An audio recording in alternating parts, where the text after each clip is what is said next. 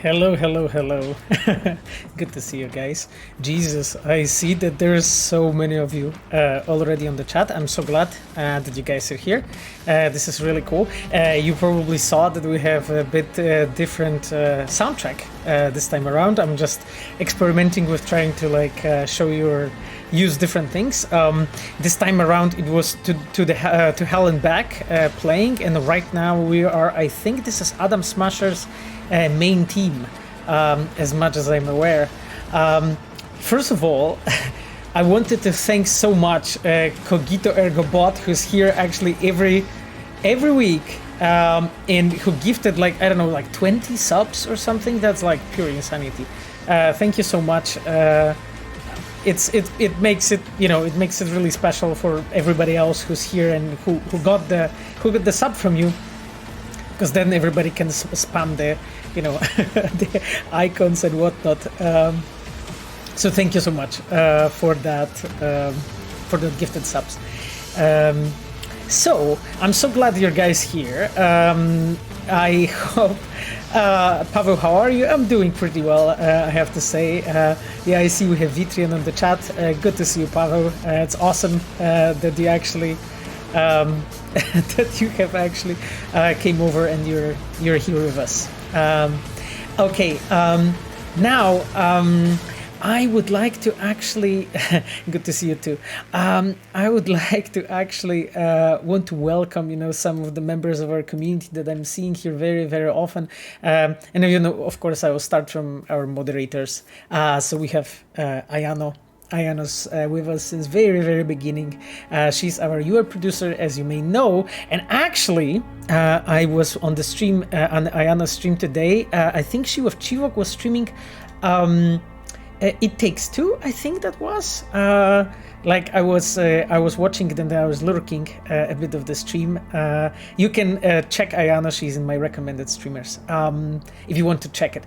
And then aside of that, we of course have Sapphire. Sapphire is my girlfriend, and she's always helping us with moderating.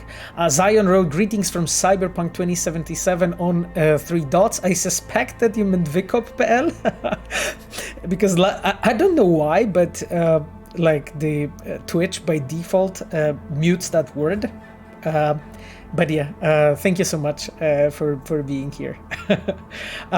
Okay then, and I wanted to mention, of course, that guys, as always, all the reds are marked with the diamond icon on the chat. I saw already a moment ago. I saw already Vitrian Pavel Ochocki. Pavel is our cinematic designer. Pavel is responsible for a lot of scenes when we will be playing. I will try to point out the scenes that Pavel worked on, and of course, you can also tag Pavel and ask questions, which a lot of you have been doing in the past, which I think is awesome. And Pavel corrected me that he is a senior now, so of course, Pavel, you are a senior cinematic designer. Absolutely. By the way, getting actually a senior position in Red is a very, very, I would say, worthy feat, complex feat. It just means you're very old. Yeah, exactly. Woohoo, Mr. Senior, exactly. I actually think that Pavel is younger than me, by the way. So, oh, by the way, just a funny joke. Quest designer in my team, Joanna Radomska, Asha is with us since Witcher 1, right? And her official title is also senior quest designer, but Asha is using exactly that female version of the title, and she calls herself Senorita Quest Designer. So that's always that always cracks me up. Good to see you, Kazuliski, here with us. It's always nice that you're here. Jesus, I see so many familiar faces here. Good to have you. I see already a question from Revolver Ocelota regarding WitcherCon. Who came up with the idea, you or Netflix? do you think you have enough content to this year or come back every year? Interesting question. I mean, like, as you guys know, I'm not a PR guy, right? So I really cannot tell you like all the things that are connected to our PR initiatives, because I simply don't know. Regarding the WitcherCon, I mean, as far as I'm aware, it was basically just triggered by interaction of between our PR team or our community team in general with the Netflix crew, right? I think this is not a how to call it, a mystery that the Netflix crew actually have visited our studio. It was like 3 years ago. I actually even tweeted about it. There was like multiple people from the Netflix crew in the studio. There wasn't Henry Cavill, or at least I didn't see him, but there were other people, including, of course, the showrunner herself. Actually, I met her. I'm not sure if she remembers me, because I was just like, some fucking random dude standing by the Prince Frog. So I don't think she paid too much attention, but I did pay attention to her. So, I just greeted her when they were passing by. I think it was Banan who was walking them around, so it was cool. Now, do we have enough content actually to do it every year? That's to do it like this year, or then maybe every year. It's actually a good question, to be completely honest with you. I really don't know what is about to be shown completely, so I really don't know. Like, I know about, like, I would say some of the how to call them, surprises for you, but I really don't know all the details. So I'm equally curious as you are, I guess. I know some things though. So I think you're going to like it. However, of course, there's always a question of, it's like, it's a normal things for the fans, to be like, to want to actually know more about like their beloved franchises, which is Witcher in this case, but also Cyberpunk. That's why you're always asking all those questions and so on. So I completely understand. We'll see. Oh God. And I saw that Ayano just gifted more subs. Thank you so much, Ayano. This is really, really nice of you. You have gifted, I think, 10 subs last time or something like that. This is insane. Thank you so much. Yeah, I think like right now, pretty much every viewer in this chat has a sub already, or is close to. So, yeah, thank you, Ayano. It's really. It's really, really appreciated. Yeah, I see a lot of people. Oh, you better you didn't get the sub. Well, I mean, I guess you'll get next time. Yeah, I mean the music that is playing. Yeah, that's I love that piece. Yeah, I love that piece. And it's been good to know you, right? Like, I think the ending of that one, right? Been good to know ya. I think that's the name of the track. You guys are amazing. Okay, guys. So, how are you feeling about jumping into the game and actually, like, cracking some skulls? Let's call it. I'll of course, as always, pay attention to your questions, so that we can have a conversation, because I think that's just one of the coolest part. There's a question from Mirozi. Did you see Gopher's final notes about Cyberpunk? I did, actually. I did. It's this 30 minutes video he published, I think, 26th of June. I watched it right away when it went up. I even commented inside in the video on YouTube. So really, that's really awesome. Actually, like, and I really like the how to say it, the criticism, because like we all know that Gopher is actually a I love that song. Jesus. We all know that Gopher is really like a he's a fan, right? He's a fan of Cyberpunk in general. Like, he liked the game. So the thing is that it makes it even more, I would say, impressive or interesting, to hear a thoughts of somebody who actually really liked the game, and his critic is really coming from a good place. He really wants to like the game to be the best.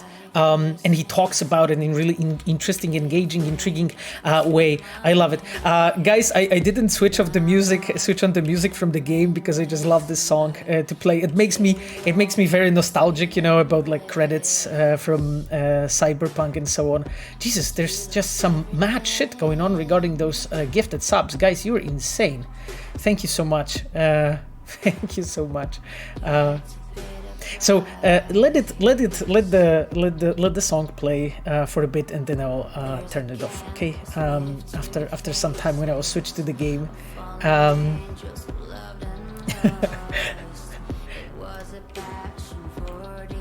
Keep playing. I'm already sad. Yeah, exactly. Okay, guys. Like you probably recognize where we are. Right now we are playing, of course, on 1.23, so the patch that we have released, I think it's been 10 days at this point. Hopefully much more to come. Now, yeah, we have our modded actually arch motorcycle, right, that we got from Jackie. You probably see it right after the conversation with us. Jackie actually modded the bike. Yeah. Yeah, I know. It's a proper conversation to listen to Never Fade Away and talk about Jackie, guys, right? Is it? I think so, right? Yeah, it's an amazing song. Olga is another level. Yeah, she is. Exactly.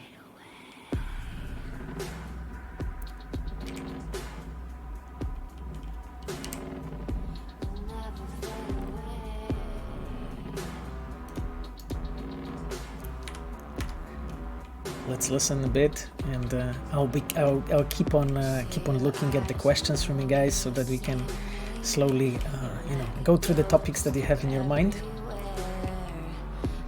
A question from Roxy Pavel: do you planning to resolve issue with armor system? Right now, you have to choose between look and stats. Yes, we are very much aware of the problem. I really cannot like promise you much at this point, but we of course players have been very vocal actually about this problem. So we have it on our plate, to be addressed in some way, but I cannot really right now disclose any details and so on. I can assure you that we know about the issue, and we have some solutions in mind, but there's not much more I can really disclose at this point, okay? So I hope that this answer is enough for now. As soon as we can, I will absolutely talk to you about that topic. We have approached actually this hotel here. I think it's a big badass fucking building. In the front of here, you can see it. So Regina called us. Let's actually check the message. Will you invite my Pondsmith as a guest? That would be awesome. If Mai would only be here, I would only want to be here. I mean, that would be an honor for me. We'll see what the future brings. I have some interesting guests, I think, planned for you guys. So hopefully, we'll see. We'll see. I promise I'll do my best to make it interesting. Okay. Honestly, just hearing that you and the team have heard our criticism more than enough. Yeah, I mean, we are obviously trying to do something also regarding that criticism that we have heard. There is, there's still lots work to be done, but I cannot right now talk to more about this. Yeah, but we're definitely trying to approach the topic. Any plans for the taxi system or metro? I cannot really comment too much about our future plans, as I mentioned. I can maybe mention that this is not something that is very high on our list, and one of the reasons is because what we wanted to do is to make sure that we are making all the components that are already in the game good enough quality, so polish them up, maybe expand some things, make sure that they're all feeling good when you're playing. And I would say this is our I would say first priority, right? What you're asking for is more of an add-on of a next additional thing. So naturally I won't be talking too much about it. Any plans to be more awesome? Well, I mean, my plans are definitely to improve, so I hope that it falls into this category.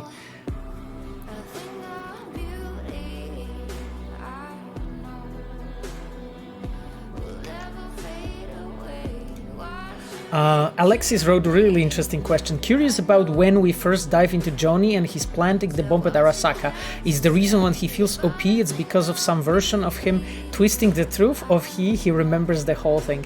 It's a really, really cool question. I mean, I cannot really tell you exactly why, because I would just give you the answer right away, and this is something that I think for our players to track and find, but I would say that you're not much far from the truth. Let's put it like that. Like, always when you're thinking about stuff like that, just ask yourself a question, okay, who Johnny is actually, what kind of character he is, and I think that serves enough for an answer. Okay, guys, how are you feeling about this depressive mood so far? I love this song a lot, but I think we'll be slowly switching to the voices from the game, right? So that we can focus on this gig from Regina that we have here.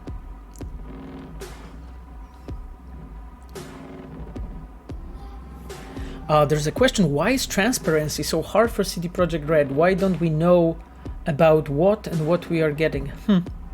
Really interesting question. I think like one of the I would say steps in the transparency is the fact that like we have tried to show you, we have shown you our how to call it, plan, regarding like what you can expect, what will be released and when. So that's I would say one thing. Second thing is of course the fact that I'm doing those streams and so on, I'm answering your questions. Of course, as you probably know, because I've been vocal about it, I mentioned that like that the streams that I'm doing here right now, this is something that I'm doing on my own initiative. It's not like a part of any PR thing, like we are trying to talk to you. And to be completely honest, as a member of the dev team, I was talking to you before, right, about the game through the marketing videos, interviews and so on. So I, in a way, feel that it's a bit of my responsibility to keep on this conversation with you, to just like give you that transparency. Now, regarding why you don't know exactly what you are getting, the problem with that is that we would, to really like answer this question the best, we would have to like exactly give you all the dates and all the information of what will land when. And I think one of the things that a release of Cyberpunk has taught us is the fact that if we will just commit to the date but not to the quality, it is not the best result, right? Like we have seen that already in the past. It's best really like when we have time and we can actually focus on it and make sure that we'll deliver you the best possible quality. And because of that, those dates and things might be moving a lot, and that's really one of the reasons why we cannot like right away give you all the dates and so on. Also, like some things are not really easy to I would say to estimate, to just like give you a full answer. Okay, this is the reason, this is the plan, this is the date, and so on. Like some things, will turn out to be much easier, and some will turn out to be much harder than when we expected. And that's really, I think really that's the most elaborate answer I could give you. Like I think that, at least in my own perspective, right, speaking about myself, like I wouldn't want to disappoint you, right, as a players. I wouldn't want to. And the thing is that if we will like fall into like promising you more and like giving you more and like explaining and like giving you all the dates and so on, we may disappoint you, even not trying, even really trying our best and so on, right? So that's why we as you can see, of course, our approach is like just to come to you with the things that are done. When you get the patch, it's a package of things that are already functional. You can get it, you can download it, it works. And we are doing our best to make sure that all the changes, all the patches you're getting are really well tested, and everything is, prepared for the players who both are starting the game from the beginning and the players that are starting the game completely, who are actually continuing to play from the point that they've been So let's say you were close to the point of no return, or you were in the middle of Badlands somewhere, and so on. So as I mentioned in few other streams as well, like preparing the patches for the players who are in the middle of the game, and for the players who are actually just starting is a bit different feat. It's a different challenge, because we need to make sure that it works all the ways. I'm sorry that the answer was that long, but the question was complex, so I had to spend a bit of time answering in depth, I would say. Oh God. There is a question from DopTF2. I love the game, but I feel like the balance of content is a bit off. There was way more open world activities like gigs and scanner hassles compared to main and side quests. This was not the case in The Witcher 3. The dialogue scenes were the best part of 2077 in my opinion. Are they so complex to make that you had to limit the number of them? It's a very intriguing question, and the answer is actually really complicated. So let me answer it like bit by bit while I'm playing this gig, because I literally like arrived to the doorstep here and didn't even move forward for an inch. So first of all, like always when we are like designing and planning the content that we are going to have in the game, we are our main I would say. Our main goal is to hit good. Customer just walked in. Gotta go. Okay, cool. Apologies, ma'am. I need Want a room on the top floor. Good view of the city. So our main goal is always to try to hit the perfect balance, right? The perfect balance between like amount of content and the complexity of that content, right? And because of the fact that this process is so, I would say, volatile, that process is very hard to control, I would say. It's not really that easy. Okay, we still need to decide. This is expensive. Of course. Okay. When you make up your mind, we look forward to your return. Okay, cool. Probably when I will take that elevator access token, they will kill me, right? Knowing the life. Yeah, and so that's the thing. Like always, when we approach the the designing the content, the amount of content we have, our main goal is to make sure that we are striking sort of a perfect balance, right? So the balance that you explained, and you said that it was perfect in The Witcher 3. It's an interesting comment, because I remember like players claiming something. I would say the opposite. Actually, after the release of The Witcher 3, I think that addition of the EP1 and EP2 to Witcher might have actually changed that balance to the point when you actually feel that the game is better. But please remember that Cyberpunk that we are playing right now, it's a game that received a few patches, but that's it, right? This is not a game that received two large expansion packs. So because of that, your perspective might be a bit skewed when it comes to judgment, how it was in The Witcher 3 originally. Now, of course, I'm not debating here, your regarding your feedback if the game should have more, I would say main, side quests and main quests and so on. Because like my perspective as a lead of the quest team would be, of course, I would love to give you more. That's always the case. And we are always trying to do it, but as I was talking in the past during the streams, like as a designers, we always need to be very careful when it comes to like amount of content that we are planning, because it affects really dramatically different departments. And you have touched actually the point of interactive scene system, which is a very interesting point. And you have touched the fact that those scenes are a bit more complex than the scenes in The Witcher 3, and I'm really glad that you have pointed it out, because this is very close to truth. Like in time, we have learned a lot, how to build those scenes better and so on, but definitely this is something that impacted the complexity of the game and how we build it.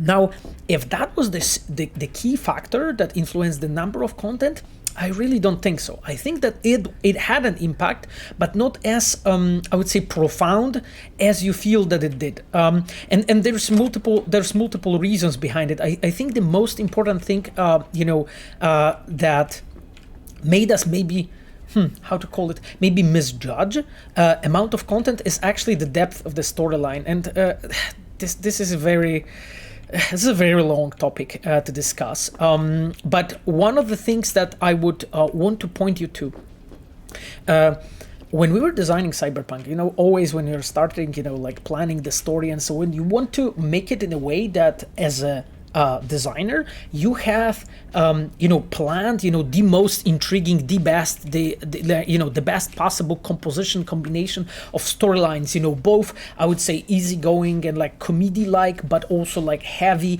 more complex ones and so on. And when you keep on working on those things, you very often figure out, okay, I do not have enough screen time to actually tell this complex story. I need to enlarge my quest. And very often we did that. And during the production of Cyberpunk, it was very often a situation when we figure out, oh shit, okay, given storyline is way too complicated, convoluted, it actually contains characters that are important, that are too big. Let's say this whole storyline of Nomads is a bit of an example like this, right? When we were like, okay, we need to like expand there a bit to just like give it enough space. And because of that, of course, that influences how much time we have production-wise completely, right? So that means that instead of just adding like 3 more quests, we sometimes, and I'm talking here hypothetically because that's not really what happened, but hypothetically, like instead of adding new quests, you as a designer decide, okay, you know what, I will actually expand what we have to tell this story better, right?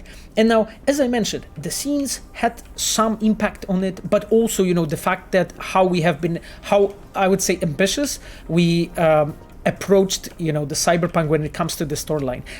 Guys, I'm just looking around for the token for the elevators, and I keep on talking. I think I won't go anywhere. Now, if this was, and then there was like another factor, I think that I think it's very important to point out. Look where I am. I'm in the city, a city that has multiple layers, that is a very complex when it comes to its structural construction. Now, look at The Witcher. We have been making Witchers for, I don't know, it was 12 years altogether, from Witcher 1 to Witcher 3, right? And of course, a lot of players is comparing Witcher 3 to Cyberpunk, not Witcher 1 to Cyberpunk. And I sometimes bring up this example. It took us really like 10, 12 years to actually figure out how to make the game as Witcher 3. And we didn't make that game being safe, not experimenting, not trying new things. We have actually made that game by really trying more, with failing with some things in The Witcher 1, failing some things in The Witcher 2. And if you look at that games, you will see clearly this, I would say, development, right? And then when you look at The Witcher 3, that balance was, as you said, more close to perfect, but I would still make a point that it wasn't without the expansions. And I'm sorry that it was just so long as an answer. Oh God, there was already so many questions in the meantime. You guys are insane. Okay, I just really prefer to answer those questions in a more detailed way rather than just give you a half-assed 2 sentences.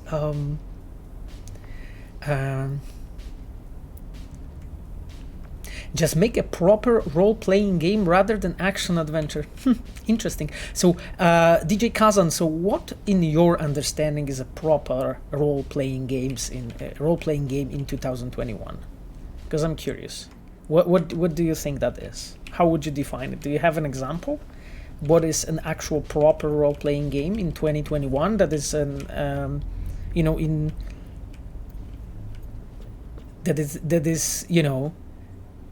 that is an actual, that is an actual role-playing game, not an action-adventure, as you said? Because, for me, Baldur's Gate, okay, that's a very intriguing example. Okay, sorry, guys, let's keep playing the game, because I love to chat to you, but... Okay, this guy, I think that he will smack me by the head if I'll do that. I have a strong conviction that I can actually... Can I do this? Or will he just... Yeah.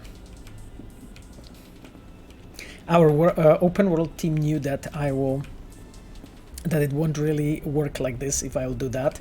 I don't have enough technical ability to open this door exactly. Do I have any points though? Let me look. Because let's play it as a proper player. Okay, I don't. That's interesting. Okay, let's play it as an imposter then. You should do just chatting to answer all your questions. Yeah, I know, but you know, I mean, I you know, aside from doing just chatting, I just love playing the game. So, besides, you know, playing it with you guys is really a pleasure to me.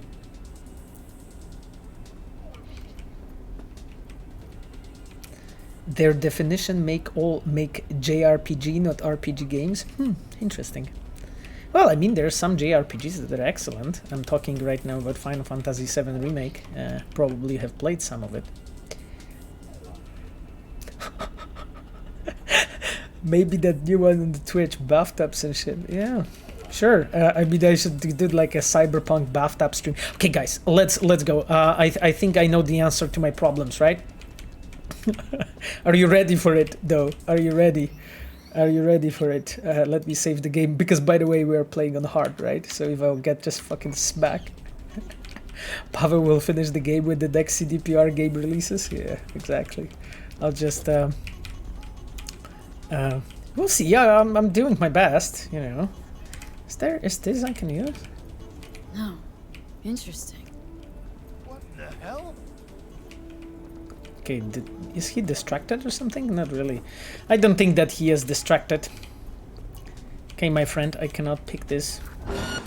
Oh, that didn't took much. Last Cyberpunk stream will be on 2077. Okay, those boys, they look illegal activity. Wait, what? What illegal activity? I'm killing bad people. Don't tell me that. Oh shit. Okay, I think I'm dead. I think I'm so dead, guys. What? I didn't know this is distractible. This is... What the heck? Jesus. Guys, did you know it's distractible? What the heck? Seriously? Okay, he looks quite dead now. What do you think? Oh shit, okay. His friends also think so. Jesus. What? Holy fuck.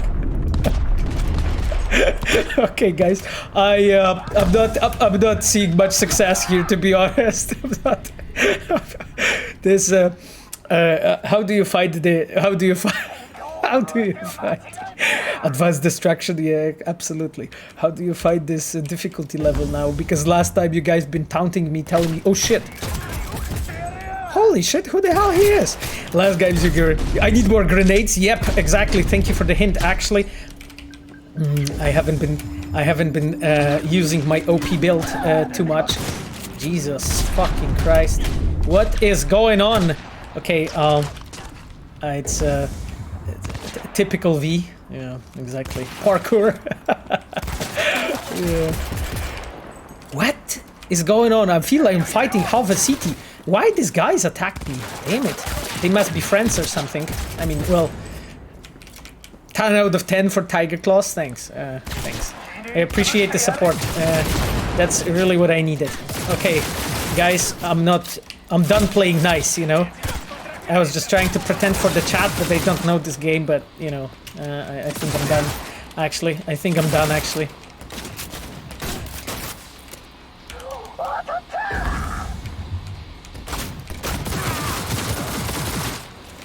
Cool. Oh, shit. Yeah, I put him in fire.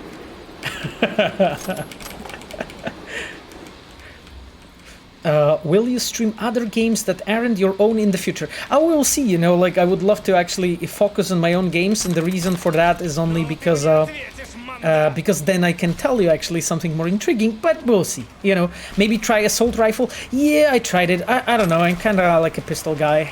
Pistol and grenade. That seems to be my go-to. That seems to be my go-to combination. But yeah, we'll try. I think I have some actually. No shit. Hey, bro. He's hiding behind the fast travel point. Sneaky bastard. More like a grenade pistol, yeah. How does your day at work look like? Oh man. Like, I mean, you know, but you're curious about the day of the work of a quest designer or day of work of a quest design lead, because this is who I am, right? So it's a bit different because I have a bit more managerial, I would say, tasks on me. Jesus, they really want my head. Okay, cool. Yeah, I don't think he's recovering from this. This is, guys, what fucking 5 years yoga does to you, by the way. You know, if you're like curious. That's it, you know. If you want to be that flexible, here you have an example. Excellent. Okay. This is, you know, I don't know how that pose is called. A pigeon, I think, or something like that. Definitely it has a name. Okay, I got the access token. I knew that I can don't walk. Yeah, okay. That's why I'm running. Don't worry. Are you the 5th year of yoga? No, I'm not yet. Not yet, but I'm at my 8th year of salsa, even though I actually unfortunately had to make a small break because of COVID.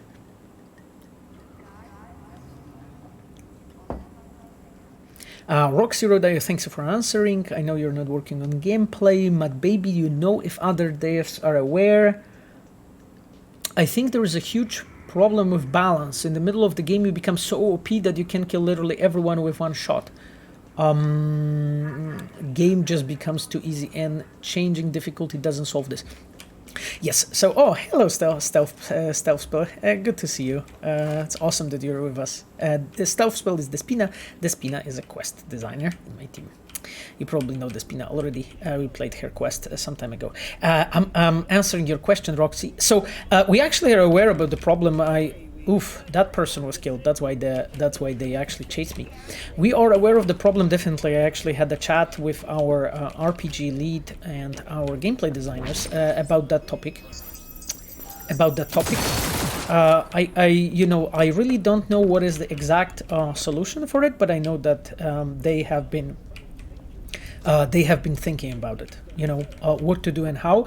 The thing is that the balance changes in general in the game are very complex, and when you have a linear game, and by linear game, you know, I mean a game that I would say has a bit easier progression than Cyberpunk when it comes to the development of the character, and you know, like games like I don't know, like let's say God of War, you know, have way easier to foresee, you know, like I would say learning curve from the player, so it's much easier, you know, to plan and design, you know, how that development will look like for the games like Cyberpunk, because we give you so much agency as a players, and you can really like do so many more other things.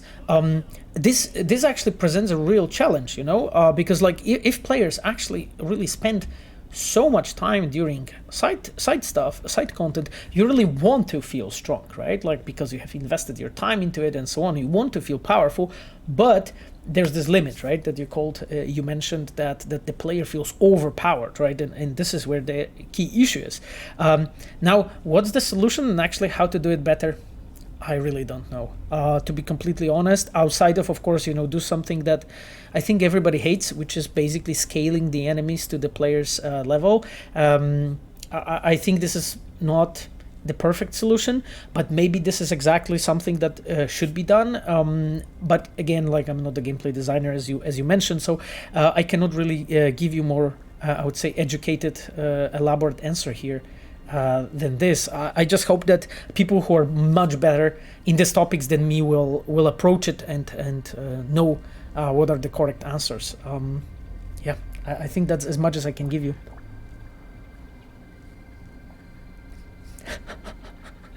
The Spina Road, I wish he'd give a stealth a try, but I have to admit his grenade build is pretty fun. Okay, cool.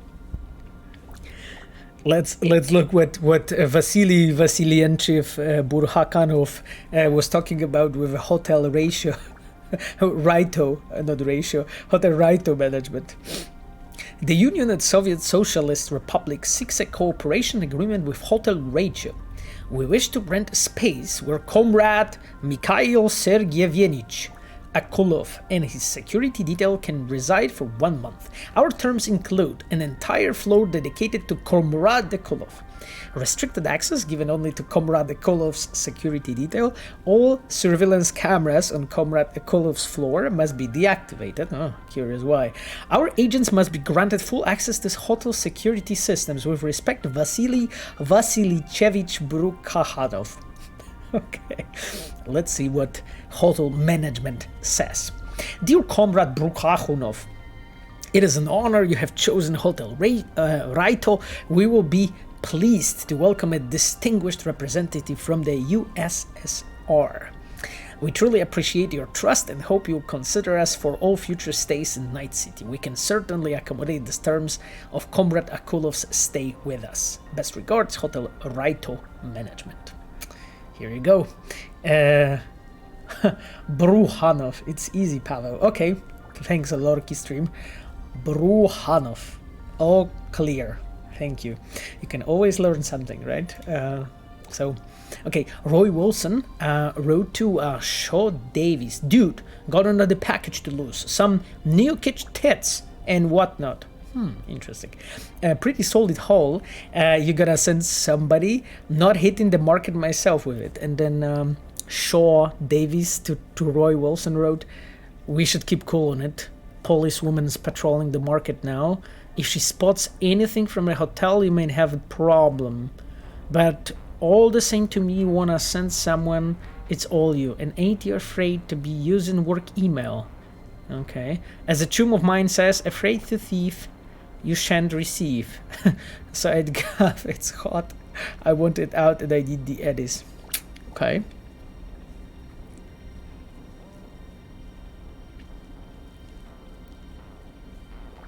Wait, I remembered the quest those emails are related to. Oh, I'm glad you do, actually.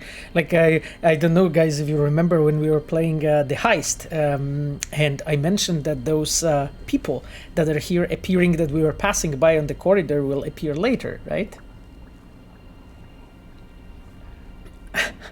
Daniel wrote patches, updates every 2 weeks or every month. I don't know anything about it. So, you know.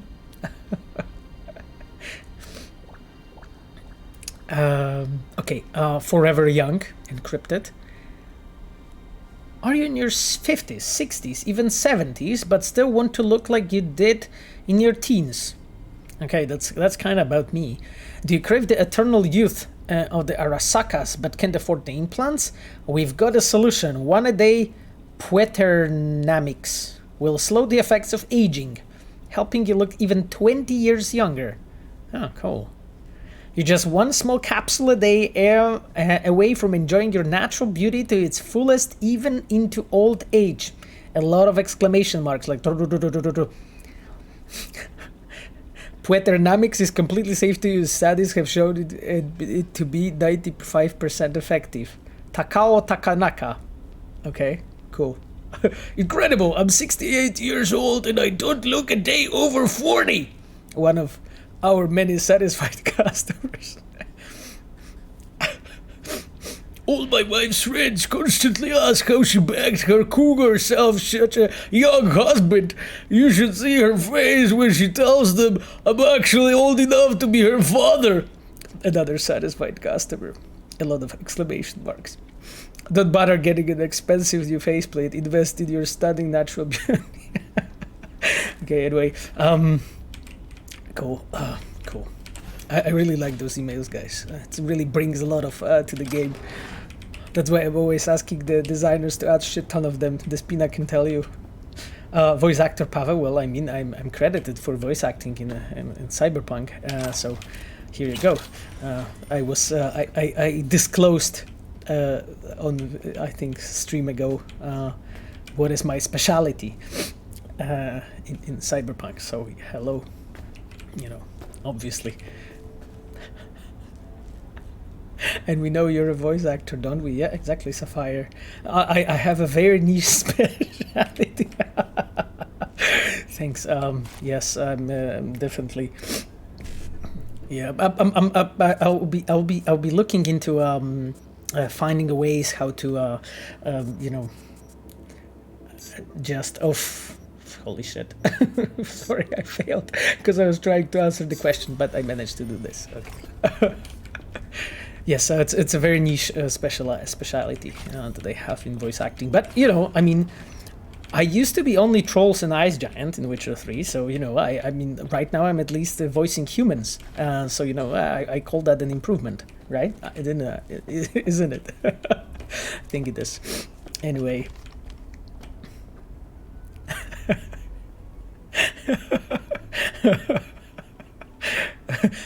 Sapphire is roasting Pavel more than the whole chat combined. Cool. Thanks. Do you have someone working on semi-intelligent NPC dialogue lines using ML or any existing tech? Ooh, that's actually a really cool question. In the past, actually, we have been looking into it quite a bit. You know, with our engineers and so on. I've been partially involved in the talks and so on, and we've been doing, I would say, how to call it, trying to see what are the avenues for us to advance it and use it. I think at least at the time when we've been doing all the experiments and so on, it has proven to be, I would say, too poor for us. The reason for that is that our games are really story focused, right? So what we do, we want to make sure that everything is basically giving you this amazing feeling as you would be playing a movie, right? Just in case of Cyberpunk, it's a Cyberpunk movie when you play in the first person, when you're a mercenary in Night City, right? So the thing is that with all, you know, all those like semi-intelligent, you know, teaching systems, the problem is that they are very, well, I mean, they are not nowadays early, they are still already quite advanced in comparison to where they've been a few years back, but it's still not the level that you would expect from the game, Cyberpunk, from the game from CD Projekt. So that's as much as I can tell you. However, you know, of course, you know, as always, like, we are looking into everything, really. Looking into everything, and what I mean by that is we are looking for different ways how we can improve the game, and so on, and anything that we could use in our future games, because, you know, that's of course as important. Jesus, what's going on there? I see only shots fired. I'm not even trying to read what because I suspect the shots were fired at me. So okay, tech ability. Oh, all right, because I could actually try to get out, I think. Yeah, right. Okay, I see. This level is actually pretty cleverly constructed, have to admit. That's really interesting. Okay. Can I actually, because I can actually probably jump over here and try to, can I? I'm pretty sure I should be able to. I cannot? Okay, that is very intriguing. That's very intriguing. Oh god, this level is a maze. Aha, I managed to get to him, I think. Did I? No? What? It's more and more stuff here. Wow, okay. This level is very complicated. Yeah, I get it. I get what it's trying to do. Because I can actually, I think, can I like use this? Huh, okay.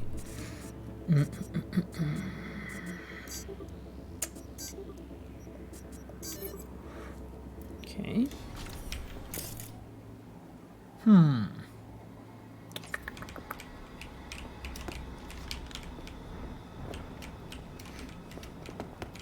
Oh, and then we have Michał Brzeźniak on the chat. Hey, Michał, good to see you. I'm actually right now trying to get to Mikhail Zhubrakov, or, you know, however this person is called. I knew that I will figure it out. Okay, cool. Interesting. Okay, where the hell I'm supposed to get there from there? That is very interesting. Okay, I suspect here. We got there. Did we? Okay, those shutters, can I open them?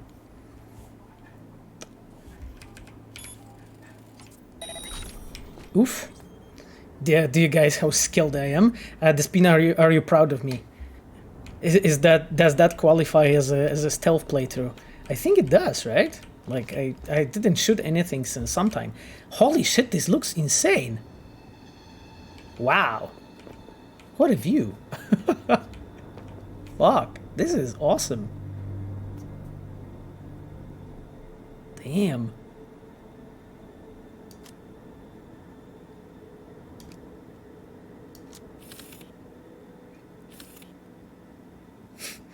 Wow. Okay. Damn it. Okay. It actually impressed me. I've never been here. The geometry of this location is so complex. By the way, I really like this pipe.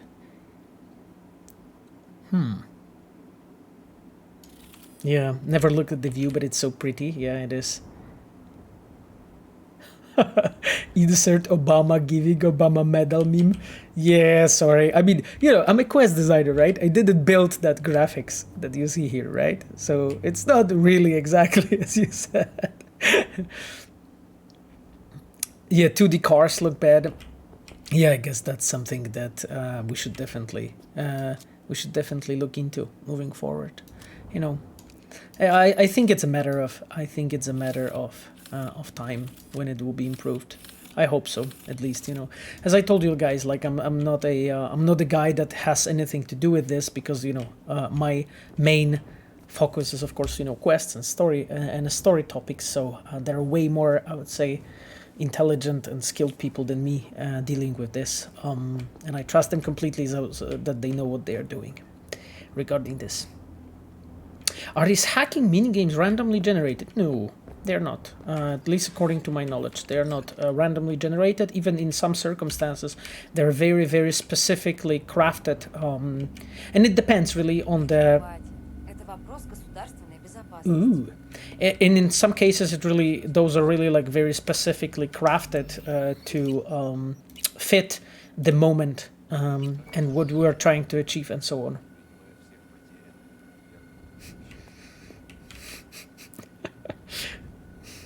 Favorite romance option questline? Oof, that's a really difficult one, I have to admit. It's just... Like, I also have a feeling that you guys ask me these questions often, like from time to time, and I have a feeling that I'm giving you different answers every stream. because I like so many of them, that I'm like, when I'm trying to think like which one is the one that I like the most, like I actually like all of them. Like, I think the best one would be probably something between Judy and Panam. However, I have to admit that I'm really a fan of Ciri's storyline as well. I think maybe Rivers would be the one that I like the least, but I cannot say it because River has really awesome quests. And his whole story arc is interesting, so that's like I don't know. I would pick Meredith Stout. Here you go. That's the one. That's the one that I would pick. Hey Muzzy, good to see you actually. Muzzy is also from Red. He's our acting lead art QA. So I learned to say Muzzy's title correctly. Finally! Yes, claps. Thanks, Muzzy. New mic? No, it's not new mic. Just, it's the same mic as before, actually. Setup is identical as it used to be. Yeah. Okay. Oof, there's a question, are there any plans to add VR in Cyberpunk for Oculus player? Oof, you know, I mean, as I mentioned, like, I won't be speaking too much about the future plans, and honestly, you know, I'm a quest designer. Sure, I'm a lead of the quest team, but it's not that I know about every little, about every plan of the studio, so I have no idea, really, being completely honest with you.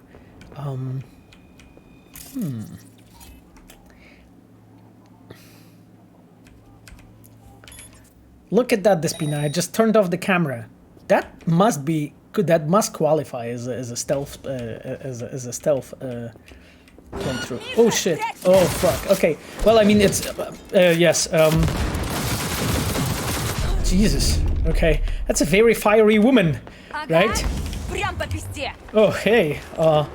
Здравствуйте. Пошла.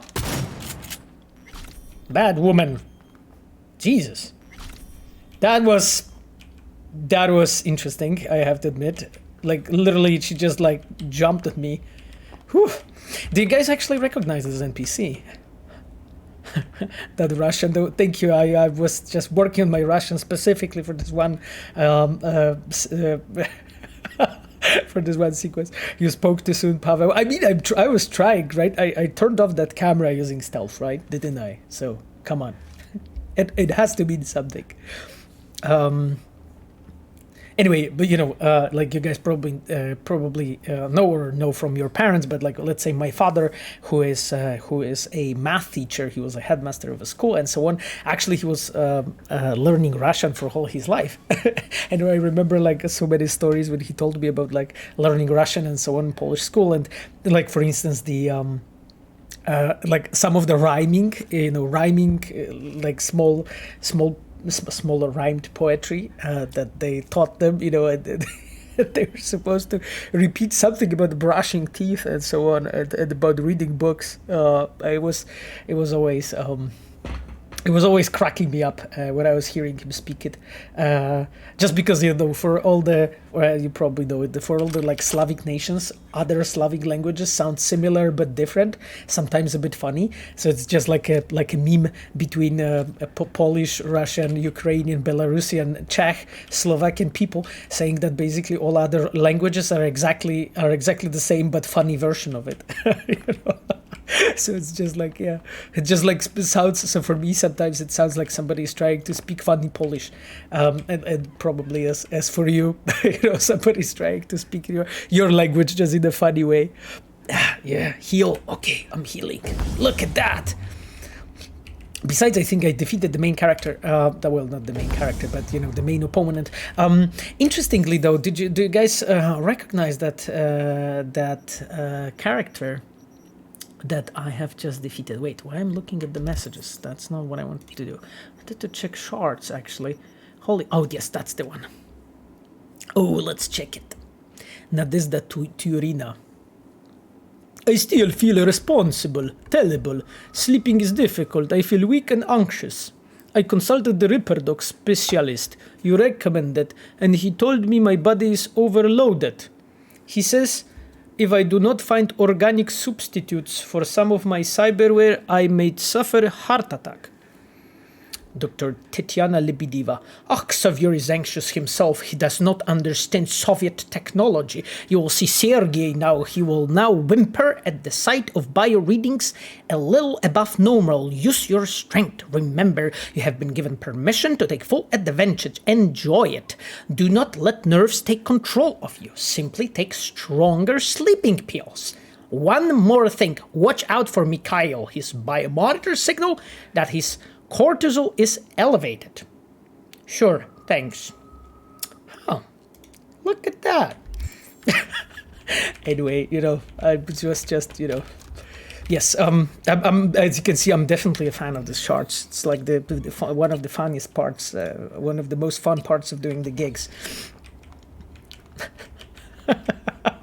I got the order of a voice actor of the year. Thank you. I mean, the year is not over yet, so you can say I'm just way ahead of the plan. Why consumable bounce back and max stock can equip, but food and drinks not equip? Oof, I really have no idea. You know, I would love to actually answer this question.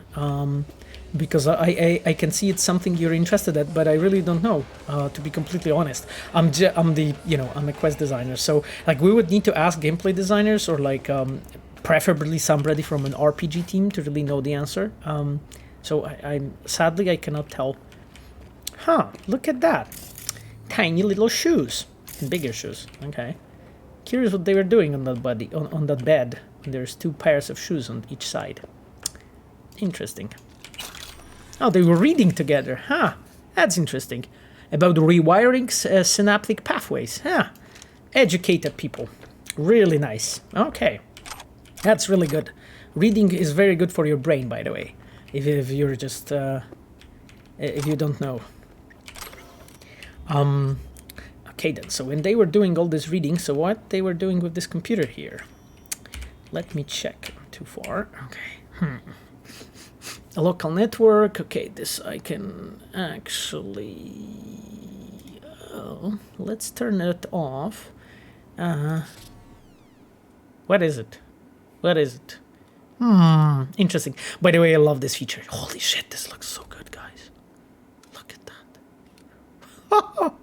Wow. I also like the camera has a different FOV. So like everything looks slightly different. Huh. So awesome. Holy shit. This is nice. Okay then, do you see here? Is that Mikhail? Do you think it's Mikhail? Mikhail Akulov? I think it must be. Sorry, Mikhail. Exit C. Okay then. Let's leave this. I want to actually check the messages. Stage of deliberations. Comrade, report your progress. Okay, encrypted account brought to Mikhail himself. Let's check from Mikhail to encrypted account. Stage of deliberations. Comrade General, deliberations continue smoothly, but I need more time to reach a compromise. It is possible we must make a new offer. Also, we must watch our neighbors to the south. They too are attempting to build a rapport with the Japanese. Oh god, for those guys, probably war never ended. On hotel network security, Shelma to Mikhail Akulov. We have control over hotel network systems and enable a VPN. Interesting. All messages you write will be encrypted and inaccessible from outside the network. Okay, good that I'm inside the network, right? Exactly. Why final perks didn't work? Question mark from Daniel. I really have no idea, Daniel, to be completely honest. I suspect those were bugs. They shouldn't work. That's for sure. They should have worked for sure.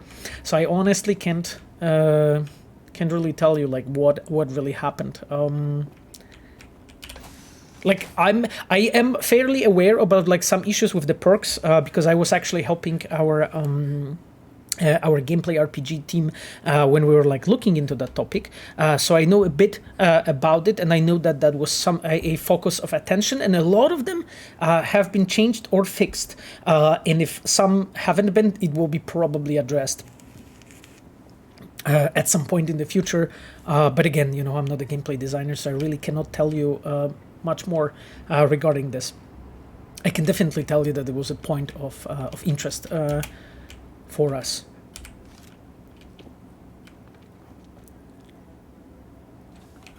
I think all the recoil reduction perks are not working, but the rest works. Huh, interesting. Okay. I mean, if you say so, that's the state. I'm really not completely aware because as we talked already, well, that's not something that has been my focus. I really don't know. Who has the work on Cyberpunk already finished, and have they moved on further projects or DLCs? Well, I mean, I cannot talk about the further projects, but what I can tell you is that a lot of people from different department is still on Cyberpunk. So, and it will be for like that for quite a bit, because we have things planned, you know, to improve with the game, and some of them require just a bit more work. What I was telling you actually in the past. And as you can expect, probably like people that would move on, you know, for like the next things are always the people that start. So let's say the story team and so on. Ah, here, is that the Mikhail? Mikhail, hello, my friend. Okay, I'm about to obtain his data shard. He has it probably with him, right? So yeah, I mean, naturally, normally, you know, the people, that is really interesting decoration. Naturally, first people that, you know, move on to the next things is the story team. However, I cannot really tell you what's the status because I'm not fully up to date. I believe our story team is still doing as well some work with the patches and so on, because you know, some bugs that we find, or you as the players report to us, require some attention from our writers.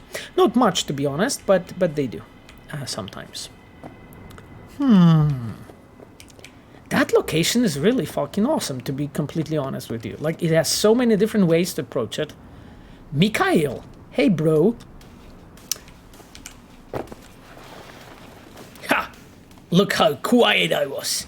He didn't even realize. Hey Mikhail, how's life? Okay. Look at that stealth, guys. Exactly. Look at this stealth. Are you impressed? Are you fucking impressed? Hello, Mikhail. By the way, we have met him in the during the hunt, right? In the hotel. You're impressed? Okay, cool. You know, how was it? Oh, wow, that was 10 out of 10. Holy shit, guys, you're really too very generous today, I have to admit. Anyhow, yeah, I know that I'm supposed to grab that, but let's just look around what else we can find in this apartment. This is a really cool decoration, by the way. So awesome. Holy shit. This is really cool. This is like kind of like a semi-holographic. That's really interesting. Twice dice, okay. Penthouse access tokens. Jesus, they put around a lot of those penthouse tokens. I guess probably they forget stuff easily. Pavo, oops. What oops? What happened?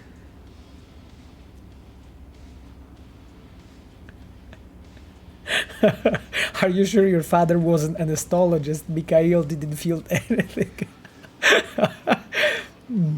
Revolver wrote, do you prefer RPGs with an established character like girl or with a character creator? Like me myself, I probably prefer established character, but looking at the at the games I work on, I really don't mind like both. It's just a completely different challenge, I would say, right? Because like when you want to create a compelling, I would say, adventure for a situation when player can create their own characters, a completely different set of challenges. You probably know that, right? So I really like when it comes to as a game dev, yeah, I would I love trying new things, and so on, and just like trying to, if I can tackle some completely different approach.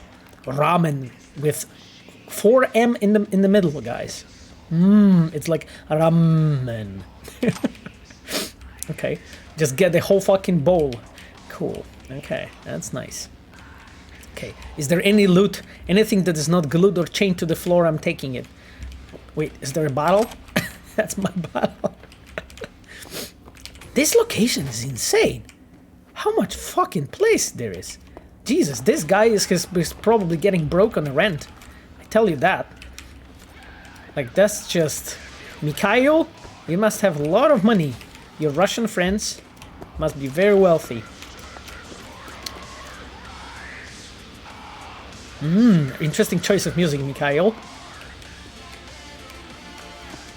What kind of magazines Mikhail is reading? Chromefeel. Kiroshi Optical, latest tech. That's interesting, okay. Mikhail is definitely fond of augmentations.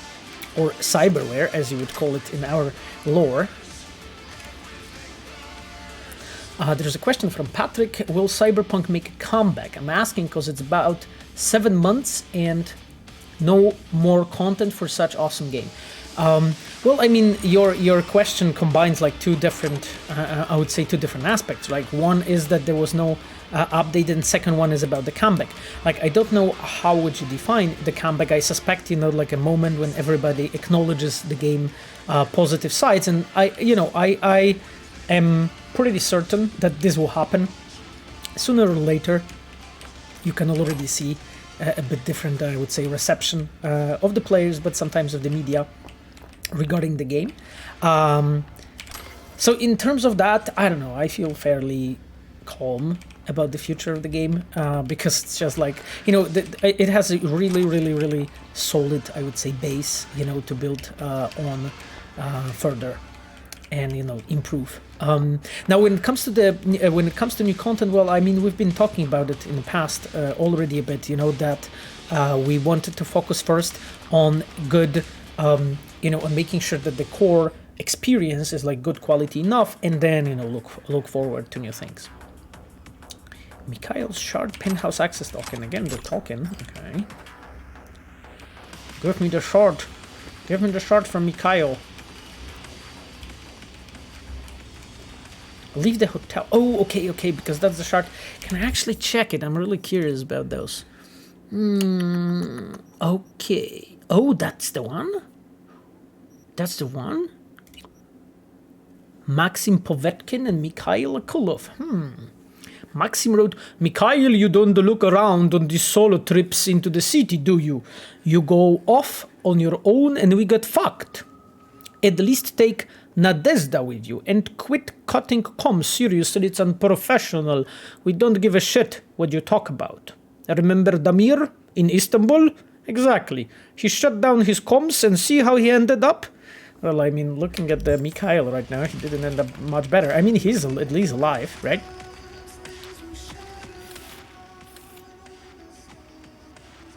He looks alive, guys, right? I mean, he does. No, I'm not going. Throw him off the roof. Why I should throw him off the roof? Do you think, guys, that he'll survive this? Do you think? Anyhow, let's go. They told us to leave, so let's get out. I think I got everything already that was not glued to the floor. Jesus, some of you already redeemed some points. There's game dev career advice from Machiavelli 92. Okay, so when it comes to game dev advice, let me speak about it slightly, and then I will leave the place and then maybe go for another gig. What the heck? Why am I supposed to? Oh, it leads me to out here. Ooh, that's clever. Leave the hotel. Holy shit. Wait, I'm absolutely on the wrong side. So, guys, when it comes to the game dev advice, because there's been lots of different topics we talked already about in this streams, so I won't be repeating too much myself, right? So, assume that I have already told you everything that I have done, and I will be basically looking into I will be basically trying to look into different, I would say, advices and things I can tell you. So one of the things, holy shit, this is very fucking high. Oh, okay, let's look from here. So one of the advices I can give you, and this is a really cool topic for me personally, because I'm a psychologist by education, as you probably remember. Do you guys think that it's fine? Okay, I think the fall damage. I think the fall damage is okay in the game. It was kind of expected if I have fallen 20 floors that I have died. Well, anyway, so let me answer the question regarding the game dev advice. Oh, I'm still about obtaining his shard. Okay. So we it's basically after we have. I'll just loot this. Okay, and I'll just look into if I left any loot.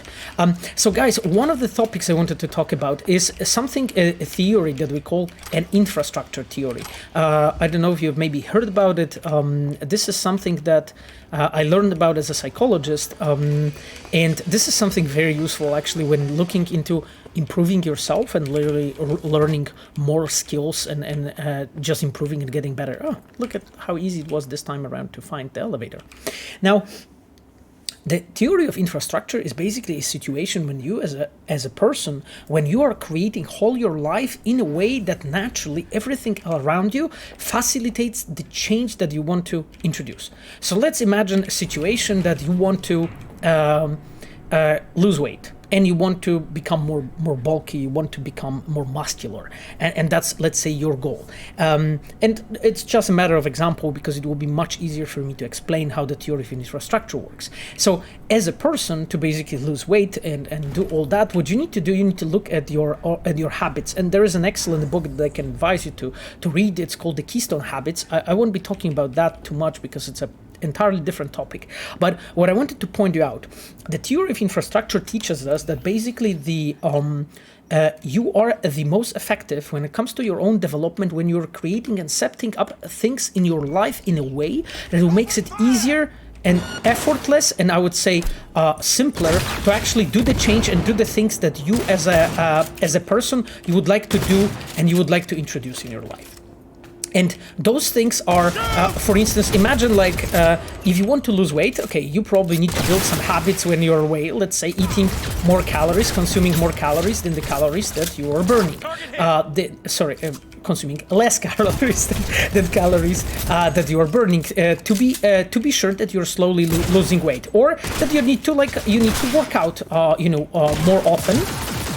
And how to do it in a way that actually it's how to use the theory of infrastructure in this case. Well, as a person in that case, for instance, one of the things that you can do, you can, for instance, talk to your friends and tell your friends about the fact that every time that you, for instance, you won't be, going to the gym when you're supposed to be going to the gym, you will pay them, I don't know, $10, or basically you will have to tell them simply that you didn't go to the gym.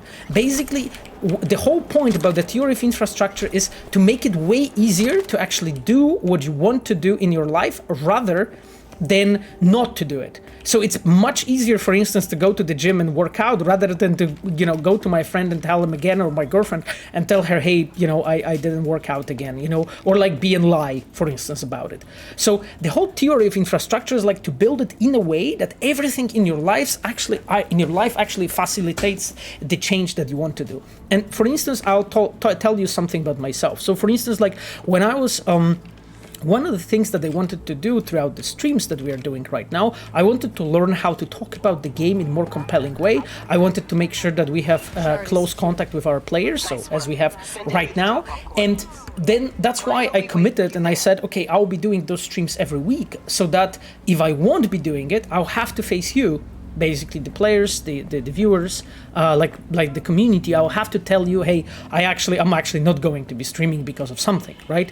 And this is the use of theory of infrastructure. You make it for yourself much easier to actually do what will actually help you to develop, rather than the opposite. And this is the primary use of the infrastructure. So let's say if you want to become, like, I would say, a graphic designer, right? And you want to learn, how to let's say use Max or Maya or whatever. You need to find a way, okay, how to do it in a way that it's way less effort for me to actually do what I want to do than not. And for instance, telling your friends that you'll be actually doing this every, let's say, I don't know, at least every weekend, right? You will be sitting down and working on something, or like basically or joining a small online team and basically promising that you'll build something for them, because then you have to keep that promise, and that promise is for you to build a certain model for them, and that is actually aligned directly with your goals. So this is the use of the theory of infrastructure in practice in here. I know that was like a long answer, but I wanted to make sure that I explained it well. So I'm personally a huge fan of the theory of infrastructure and how it's used in the game, and I really advise you to when you're like thinking about like profound change in your life, to start thinking about it, how you could actually do this. Your favorite and least favorite subject at school? I mean, my favorite was of course language, so was Polish language. In history, I would say, because it was everything connected to storytelling and whatnot. But my least favorite, I think it was physics. I would say, because it was difficult as hell, like in my high school. Man, I was terrible in. I love this music, by the way. What is going on with this? Oh, it's showing me to go up, I guess, right? That was interesting.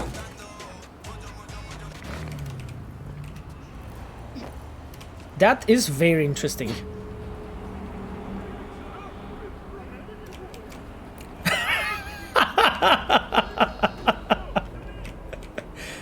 Wow. I got fucking attacked by this like trash bin. Did you guys see it? It has no chance against me. Let's defeat it. Yeah. Okay. Let's move on. Anyway. The fuck is this? Oh, right, because we're a Tyger class territory and they fucking really like their trash bins. I'm sorry, boys. I'm sorry. I really didn't mean to do anything wrong to the trash bin. Yeah, well, whatever. Okay. Holy shit, Jackie's bike!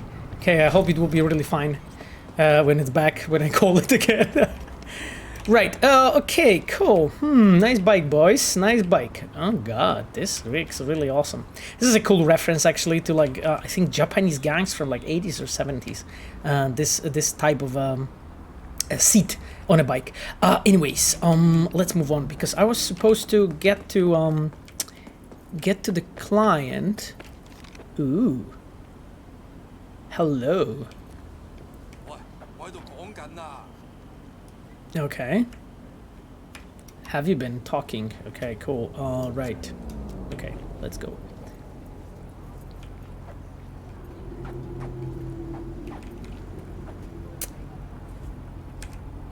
Let's ask about password. Dimly lit corner, runt limo, suits and ties. Is there a code word I'm missing? Not one for small talk, huh? Okay, that. Interesting.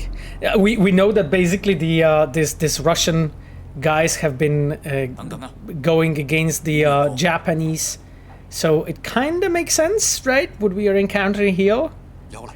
Yeah. Mirozi wrote the best chestnuts are growing in the Pigalle square. It's the most famous. It's the most famous like password in like from the Polish movies. I mean, wasn't it like Hans Kloss or something was using that exact password? I forgot from where it comes from. But yeah. Oh, then that was interesting. Okay, because there was a comment, it was China, and for a moment I got distracted, and I just didn't see it. Okay, Regina, tell us how it went. V, here's the thing. You could have done it quietly. Now have I was kind of quiet. Nah. On the same page. That's fine. Whatever. Mikhail is all okay. Only his like badass bodyguard who just tried to kill me. You know, I was quiet. I mean, I only like, you know, thrown a few grenades. No, I was not. I mean, you know, it was like quiet for me. Quiet for my standards. Anyhow. Anyhow. Okay, guys, I think what we'll do, I will go to the, actually, what this, oh, the afterlife got selected. I'm actually feeling like doing this, another gig because we are supposed to do the, you know, the cyberpunk. Oh, reported crime. Holy shit. There's some crime. We need to take care of that. We are playing 100%, right? We are doing 100% of this cyberpunk on the stream, which probably will be in 2077, as it gets said. So, yeah. Okay, oh, actually, okay, this assault is literally nearby. Let me just quickly save the game, and let's see basically how it goes. Let me just peek actually into my character. Not much here. So I'll just answer a question. Yeah, I see that the storytelling trick reveal lol 3K TV. You have redeemed that. Actually, I have one really cool one that I could talk to you about. And it's combined with actually a reading advice, but let's maybe do that while I'm actually managing all my inventory and my character. So, guys, I don't know if you know the, how to call it, like a literature professor and author of the books regarding storytelling, and an author himself, guy called John Gardner. John Gardner, he was a professor on American universities. He wrote actually lots of popular books. One of the most well-known is, I think, Grendel is the name of the book. And it's a really interesting one. So, basically what John Gardner was talking about on his when John Gardner was talking about in his books is basically 3 different ways as you as a storyteller can approach creating a plot. And it's a really cool story that we could actually talk about here. So one of the things that John Gardner said was that there's literally like 3 primary ways where how you can actually approach the creating of a story, and it is a very powerful concept. So I'll walk you through this. So John Gardner was talking about 3 different ways. First way is actually retelling a myth. So one way to basically build a story for your game, your book, your movie, your short story, whatever you're working on, is to look at the myth, because myths are those stories that have been retold throughout the history of humankind. And John Gardner was pointing out, that you can actually, as a writer, you can look at those stories as a source of your inspiration, but you can literally retell some of that stories. And he was. And John Gardner was, for instance, as I mentioned to you, he wrote a book that we call is called a Grendel, and Grendel is a retelling of a myth story about the Beowulf, so the monster, I think Grendel himself had to defeat, and that is a very interesting approach, to storytelling. So basically, you just pick something that is a universal story, a myth, and you just try to find a way to retell it, and just how to find the interesting way. Well, one way is basically how John Gardner has done with his Grendel. So he tells the story of Beowulf from the perspective of the monster himself. It's a really intriguing concept, really interesting approach. But you also can, approach it as a creator, from the perspective of, taking the complete myth and doing it from scratch completely differently. Let's imagine a situation when you have a myth about Prometheus, right? The myth about Prometheus is this kind of archetypical story of this guy who has stolen a fire, right, for the humans and gifted it to them, right? And then as a creator, you can look into that story of a Prometheus, let's say, and you can be like, okay, so maybe I can actually retell that story in a completely different way. And what George Gardner is proposing is to basically just give it a different context. So let's say, okay, you can take the Prometheus story and be like, you have it, but then instead of the Prometheus, let's say it's a Cyberpunk, who wants to steal something from the corporations and give it to the people, who are his supporters or are his group or are his gangs, or this is, his nomad family, let's say. And you can really do it like this. And it's a really cool way to do this.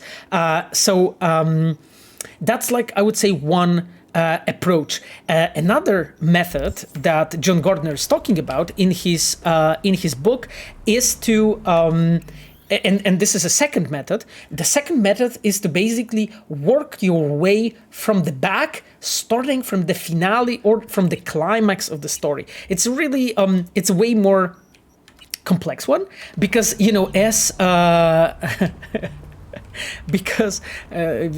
see a comment, V is Prometheus confirmed. No, V is not. Oh, I have dropped it instead of what? The heck are you serious that I've been dropping? That is so funny, actually. Yeah, I think I have dropped one instead of picking it up. Yeah, exactly. Instead of dismantling it. So the second way is basically just starting. This mime almost killed me, guys. The second way of basically working your way through is starting from the end. So you basically have the ending, you have the finale of the story. When you know exactly what you want to tell, and then you work your way through it, right? So you are trying to make sure. Yeah, my grenade build is fucking working. Check this shit out. Jesus, this concrete. This person is still alive. Okay, it's not anymore. Basically, but you in the Gardner's method, in a second, I would say, methodology, you need to know the finale of your story. So you need to actually know what you're going for, what you're doing it for. So that it actually makes it more complex, but it's also very intriguing and interesting in general as a method.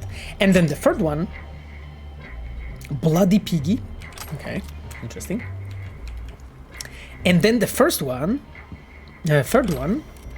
which I'll get to in a moment, just after checking this unsent message. Interesting. What is it? No, I got the transfer. Okay, I got the instant message. Okay, that's the... No, those are Dr. Paradox quads. This I know. Okay, that's the unsent message. Joe, it's important, the end is near. I know I can hear their voices, Joe. The bug is in the heart of the beast. My time is nigh. But someone must take up my burden. Go to these coordinates. You will find the tech I stole from them. The ones spying on us. Wake up the people. It is time to build the barricades. The corpus are out for blood. Oh, God. Okay. It's interesting that this cryptic way of speaking is similar to how Takemura is like writing his messages. But anyway, I think that was kind of simple. We managed to beat that. So, yeah, fun fact, the message is related to Gary the Prophet. Oh, really? Is it? I didn't know that. Seriously? That's awesome. Yeah, that's the thing, guys, you know, like, even though, because, like, the open world content is not something that I've been taking care of, you know, and I've been playing, so, it's amazing to just, like, play it with you and just, like, hear your thoughts and so on about that stuff. That's cool. I didn't know, actually, that's related. Bye-bye, fellow chums, and have a nice day. Cause Deadly Paka 647. Okay, Cause Dal Paka. It was nice that you were here. Thank you. So let me finish the story about John Gardner, the third method. And actually, the third method is the one that is, like, I think the most often used by the creators. But this is probably because they simply don't know any better. And it's because this feels more the most intuitive. And that method is a method when you as a interesting, some boys there. When you as a creator are working your way towards your story using an idea for a scene or a moment or a visual or a reference that you have in your mind. And this is like, it's not really a situation when you literally have your own, when you actually have the ending of your story, or when you actually are reworking the myth. This is none of those two. This is a situation when you just have an idea for like a cool scene or cool situation, and that's really it. And then normally, what you can do as a creator, hey boys. How's life? Yeah. I know. It's shit life. But basically, as a creator, what you can do is, oh Jesus, they are punchy. They are packing a punch. Holy shit! I am in trouble. So you can basically start working your way up, you know, from that I would say reference or a scene that you have in your mind, and try to build it, like I would say, in the most logical way. So that you can build the whole story around that, and that actually works fairly well.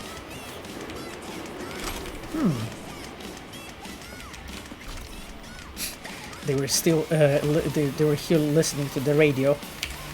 Sorry guys, no more of that.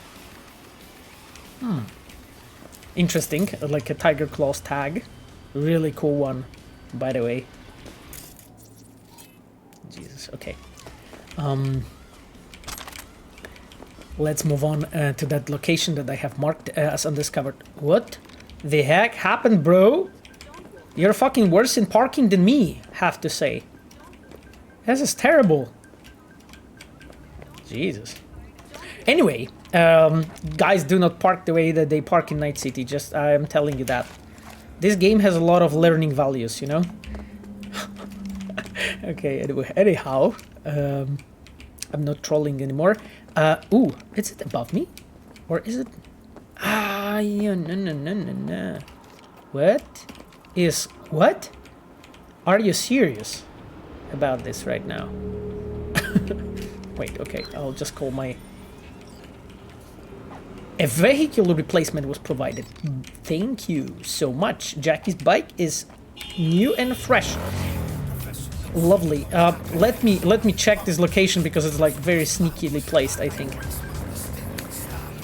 But anyway, guys, so those are the three methods that John Gardner is pointing out as those that you can use as a creator to create a plot, and I know that it was like a bit long, but that was basically the storytelling trick reveal that I wanted to give you. So basically, when you're looking into like original ways or ideas, you know, how to build your stories, you can really use the method of Gardner. Gardner actually wrote multiple different books about storytelling. So I think you can check him out. I don't think you will be disappointed. He was considered one of those more, I would say, more traditional type of writers who always like believe that everything has to be done very properly. So something that we don't really do in the postmodernist times nowadays, but still a valuable source. Oh God, Jotaro's back. Procuring people for his recordings. Oh God. Meet Jay Hume, human trafficker and bona fide piece of shit. Check the bona fide piece of shit. Okay. Cool. Thanks. Thanks. Question is, did I read On Writing by Stephen King? Yes, I absolutely read it. I actually even mentioned it, I think, on my first or second stream to you guys and recommended reading it. I actually think it's really, I think it's really valuable. 2 cars exactly the same? Is it? Huh, could be. Well, I mean, maybe there was a sale, you know? I think that's the case, actually. I think that's the case. Exactly. But on a serious note, guys, you've probably like realized that we are tinkering with that because the recent patches brought a lot of differences when it comes to this. Also, like we were addressing, you know, the issue with, you know, exactly too many similar-looking NPCs close by, or like too many similar vehicles, you know, close by, and so on. So that is very much something we are and we have been looking into. So yeah, I hope that in time, you know, situations like that won't be happening, even though it could have been a sale anyway, as I said. So there's a question from Bolech. Pavel, do you play tabletop RPGs like Cyberpunk? Does it inspire you? That's a really cool question. I've been playing actually 2 tabletop RPGs in my life before. It was a Vampire the Masquerade that I've been like master of the game of, and Cyberpunk. Same situation. I spent most of my time on Vampire, but also like played a bit of a Cyberpunk when I was a teenager, and it was a really excellent I would say way to train my imagination and prepare me for this work. And it was really, really amazing. Like, I honestly think that if you were thinking about the game dev career in general, especially in the design, this is just such a worthwhile thing to do, because it's an awesome fun, but in the same time you're just exercising and you're just employing your imagination. Holy shit, it's so crowded here. Jesus, what they sale here? That there's so many people here all the time. Anyhow, but yeah, in general, tabletop RPGs I can only recommend. Just definitely something that really helps out to develop the imagination for you as a creator. Pierogi World. Where is Pierogi World? It's here? Wait, was it here? Huh. I don't remember, because I always approach it from a different angle, so it's not. Damn, these places look so fucking cool, by the way. It just reminds me of like you know, the busy streets, for instance, in Greece. Of course, you know, not the atmosphere, because the atmosphere is vastly different, but like, you know, the way how it's built up here and so on, that it's always like, you know, covered from the heat and so on. So awesome. I love that.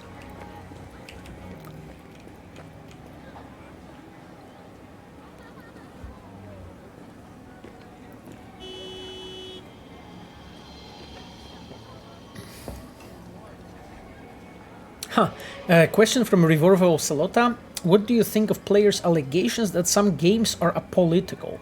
Probably every game dealing with important topics is political, and that's good. Some people would like games to be just entertainment, but every work of art can talk about important topics. I mean, I fairly agree with your statement. You know, like the thing is, like, and I've been talking about it, I think, a few streams ago, that for me what's important is the fact that we as a creators, even though when we are talking about important topics and so on, we let the audience to decide, you know, and I think that's the key. Between being a political game, I would say, or politically involved game, versus a game that touches the important subjects. Like, you as a creator, your job is to actually present things, maybe show different, I would say, approaches to problems, or maybe show consequences, as Cyberpunk world is, of different, I would say, trends, as Cyberpunk is probably most famous for, like, you know, dealing with everything with capitalism in general. But what's important for me, and I think this is like a fairly universal, is like the fact that as a creators, we really need to be careful when it comes to trying to, you know, tell our audience, the viewers or the players, you know, what they should think. We shouldn't be ever doing this. Like, in my understanding, like, the best pieces of art are the moments when you are actually, like, making a person think, and maybe sometimes even question their own beliefs, but that's it. It's not your job to teach, because very often we as a creators, it's not that we have some kind of I would say, privilege and responsibility, maybe in some form, but it's not that we have, I would say, bigger knowledge or bigger understanding of the topics, maybe in some ways, but that's really it, right? Like, it's not our task, our obligation to really teach the player, the audience, you know, how they should think and what they should think. However, we should be definitely looking into, you know, treating those topics, I would say, with enough care and trying to deal with it properly.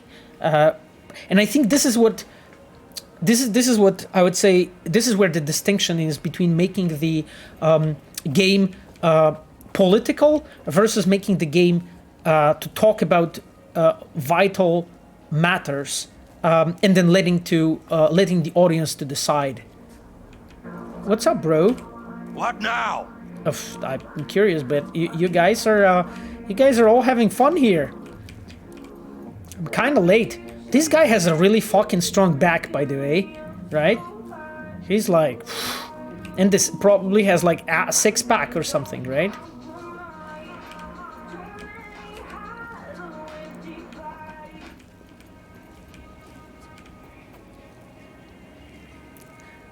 There is a question from Skavrox in Polish, if there are gonna be any big patches for the game. Guys, as I told you, like, I won't be commenting too much of the things that are about to come, but what I can tell you is something that we have talked about in the past already, that you have an access to our roadmap, right? And you know that there is a number of things that we are working on. And we cannot talk about the specifics yet, but, you know, like, those questions, Jesus, this art is interesting. Those questions are always asked, and I absolutely understand when you as a players, you're like thinking, okay, what will be the future of the game, and we are definitely working on it, right? I cannot tell you like how big the patches will be, or, you know, what is going to be there and so on, because this is not yet completely wrapped up, I would say, and finished. As I mentioned, you know, speaking today, that some of those topics just take a bit of time, and it's not that easy sometimes to say like right away, okay, this will take us this amount of time, especially when we want to like bring it to all the platforms, and we want to make sure that it works for the players who are starting the game and the players that are in the middle of the game. It's a bit of different, I would say, task. Are you planning any mini games like pachinko slot machines? Oof, as I told you, as I mentioned before, I won't be really talking about like what we are planning to do. So I'm sorry, I won't be commenting on this. You know, even though I sometimes would love to, you know, talk to you guys about like various plans that we have and so on. I really cannot at this point. But as soon as we will be able to, you won't fucking stop me from telling you. You can be sure of it. Hey guys, how's life? Everybody is oh, that's nice. Wow, this is fucking cool. Any good music?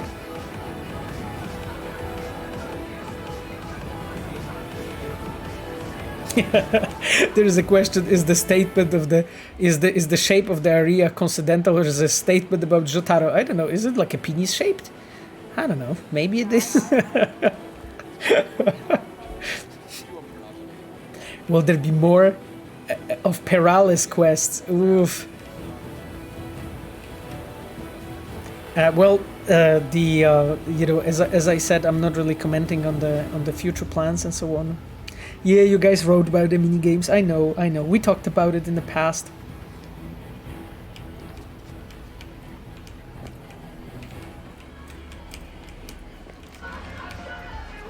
Okay, guys, let's play because I'm just getting distracted with the chat and so on.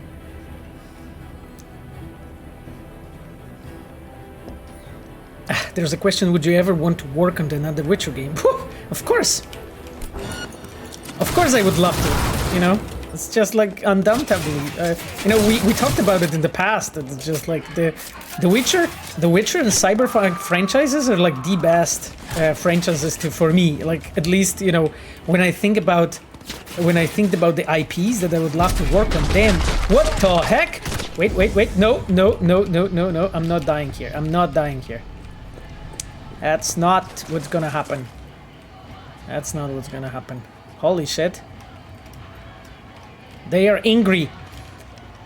And you know, like, of course, like looking forward, I would love to. You know, I would love to work on the next Cyberpunk. I would love to work on the next Witcher. You know, whatever actually will be our focus. I'm really, because I really like this franchise. I really like the, well, the franchise is a big word. This IP, you know, in general. And I have started actually in the in CD Projekt, like really dreaming to be a member of a dev team. I really wanted to. What? Oh, this is what's shooting me. Fuck! I was like, what the heck? I was like looking at this drone for a moment and I was like, what? Sorry guys, I just completely fallen asleep. Just a discussion about Witcher distracted me, I guess. Yeah, I mean, Witcher is an amazing franchise, to be honest with you. So, it would be incredible. Okay, we'll do it. We'll do it. Don't worry. We're playing on hard, so that's the reason. That's the reason.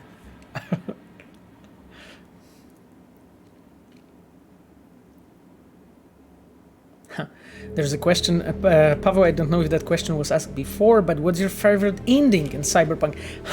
That's a really cool question. I actually don't think that question was asked before. My favorite ending? Well, I mean, the endings in Cyberpunk are actually very, very, what is the good word? Peculiar. I would say that's the good word. And of course, you know, we have designed them, you know, very deliberately, like, and they are not like by accident, like the way they are. Of course, you know, some of them you can consider, I would say, happy ends or the epilogues that really need that could be considered as a moment, you know, when we can actually like live a happy life, sort of.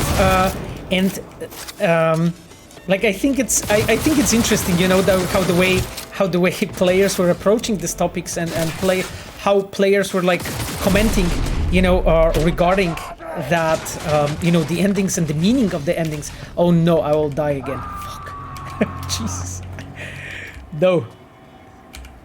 Okay. Oh, hey dude. He's very chill. Okay. Well, I guess he's used to this. And when it comes to my favorite ending, well, I mean, you know, I would probably pick the one with Panam or the one when you give the body to Johnny and you let him take your...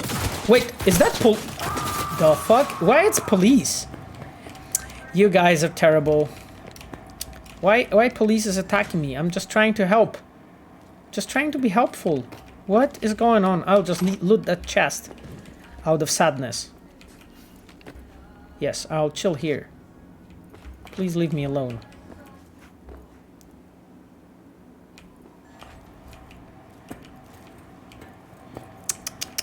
This is not going well. This is not going What? This is not going as planned, I have to admit. Oof. Miho is asking, have you played Disco Elysium yet? What's your opinion? Oh, I didn't actually, but I know, Miho, that you have started, so I'm actually curious. So what do you think? Have you played it? I know that in Quest Team, actually multiple people played it and loved it, so I'm actually curious, like, Miho, what do you think about Disco Elysium? I still have it on my list. It's just like, I'm the worst person when it comes to, like, you know, fast progress through the games. Which you can probably tell, I guess, a bit. So yeah, so Miho, if you have any like thoughts that you would love to share, that you could share with us, I'd love to hear your opinion. Actually, what do you think? There is a question: will one of the endings made canon to continue the story? Oof, I'm not commenting on that at all. I told you guys. That until anything is official, I'm not confirming anything for you. So, you know, terrorist. Who's fucking terrorist? You guys are. You're not a nice person calling me like this. No. Me and my pink gun will punish you in the name of the moon, or you know, however Sailor Moon was calling that. Come here. Okay, somebody dropped some. It's probably like purple pants. Oh, purple hat. Excellent. Excellent. That's what I needed. Let me guys equip my purple hat. It has lower armor. That's sad. Oh, but it has a clothing mod though. Interesting. Okay. Oh, movement speed. Okay, damage over time reduction.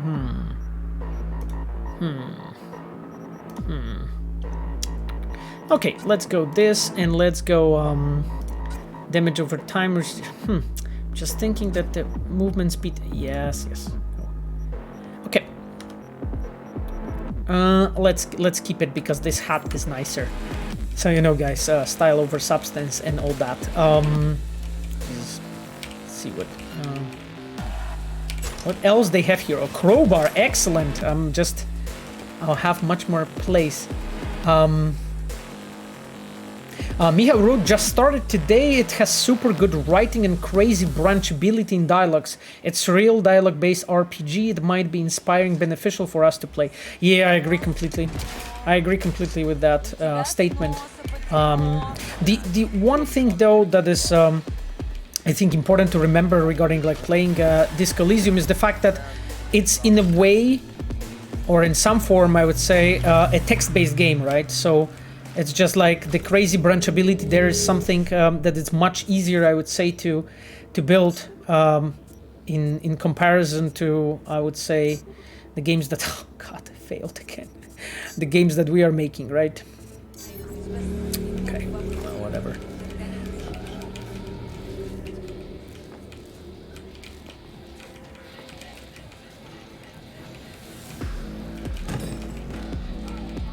But yeah, I've heard a lot of really positive opinions about the writing in Disco Elysium. Any plans to add more spawning enemies once you clear the map? It's quite tight to find them. Whew. I mean, as I mentioned to you guys, no, won't be commenting the future plans, okay? So, even though I would sometimes really want to, I won't be doing this. No, suka! That was Russian as well. I recognize this. Okay, I guess.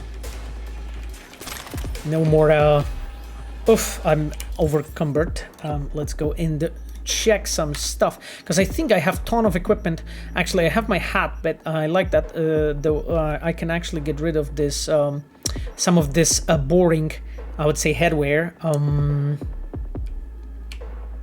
So I can do this bit. The one with ears is funny though. Okay, let's get rid of that. Can you elaborate a bit why you like the ending where you give your body to Johnny? Interesting question. I think like overall why I like the ending is mostly because like this ending is crafted for the players who really invested, I would say, their time into relationship with Johnny, invested emotions, I would say, into relationship with Johnny, and really gave him a chance, I would say. And for me, this ending is an ending when you as a player, you sort of are willing to give this, I would say, ultimate act of, you're willing to do this ultimate act of compassion, because you are giving something that was the most valuable that you have, which is your own life. In this case, it's of course your own body that you are giving to Johnny. And the thing is, like, throughout the game, we are doing lots of tricks, you know, as I would say, as a designers, to make you think, you know, who Johnny is, how he is actually, why he was doing certain things he was doing, and so on. And he at some points recognizes what kind of asshole he was, and for me that ending is I really like it, because it basically allows the player to see, and it is basically crafted for the player who really believed in what Johnny was saying, you know, and believed in like Johnny's reasoning, and you know, if everything, and like sort of understood him, I would say. And it's this ultimate act of compassion, right? Of course, you know, as a player, you sort of need to do something that is very, I would say, uncommon for the players in general to do, which is basically just decide to resign of using the character that you have been using and building for a whole time, right? And just like sacrifice. And it's just this ultimate act of sacrifice. I think it's an interesting thing. Yoru no Samurai Armored Knee Pad Racers. Interesting, okay. I'll just get the better stat one. It looks okay. Oh, those are even better. Yeah, they look decent too. Kinda cool. Here. Yeah, so I think that's the reason why I like it the most, because this ending is crafted for the player who was willing to do this ultimate act of compassion. That's basically, I think, the shortest possible answer I can give you. And you know, like, question is, do you really how to say it, buy it? Do you really think you know, that's the way, and do you like it? It's a separate topic, right? Maybe I'm wrong here, and you know, and the players didn't, I would say, perceive it like this, but that was definitely something that we had in our minds. Just reboot optics. Yeah, this is interesting. This is 3 RAM cost. I'm almost never using it, but okay, I get it. Oh, I cannot do this because I'm in combat, technically speaking, I guess. Okay, I am. Okay, let's try to look around for our friend. Oh, I have already an objective to leave from here. There's pump on shit playing, guys.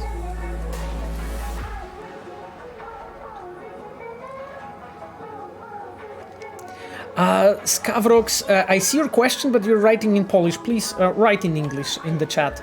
I understand that your English might not be that good, but just I really want all of us to understand what we are discussing here and what we are talking about, and what the question was basically if our board really took into their hearts basically what has happened with Cyberpunk, being specifically that the game was released too early. At least this is what Skavrox wrote. Well, I mean, our board has released like a statement, you know, speaking about it and so on, and I really like. We have also shown you the guys the plan for transformation to something our board calls Red 2.0.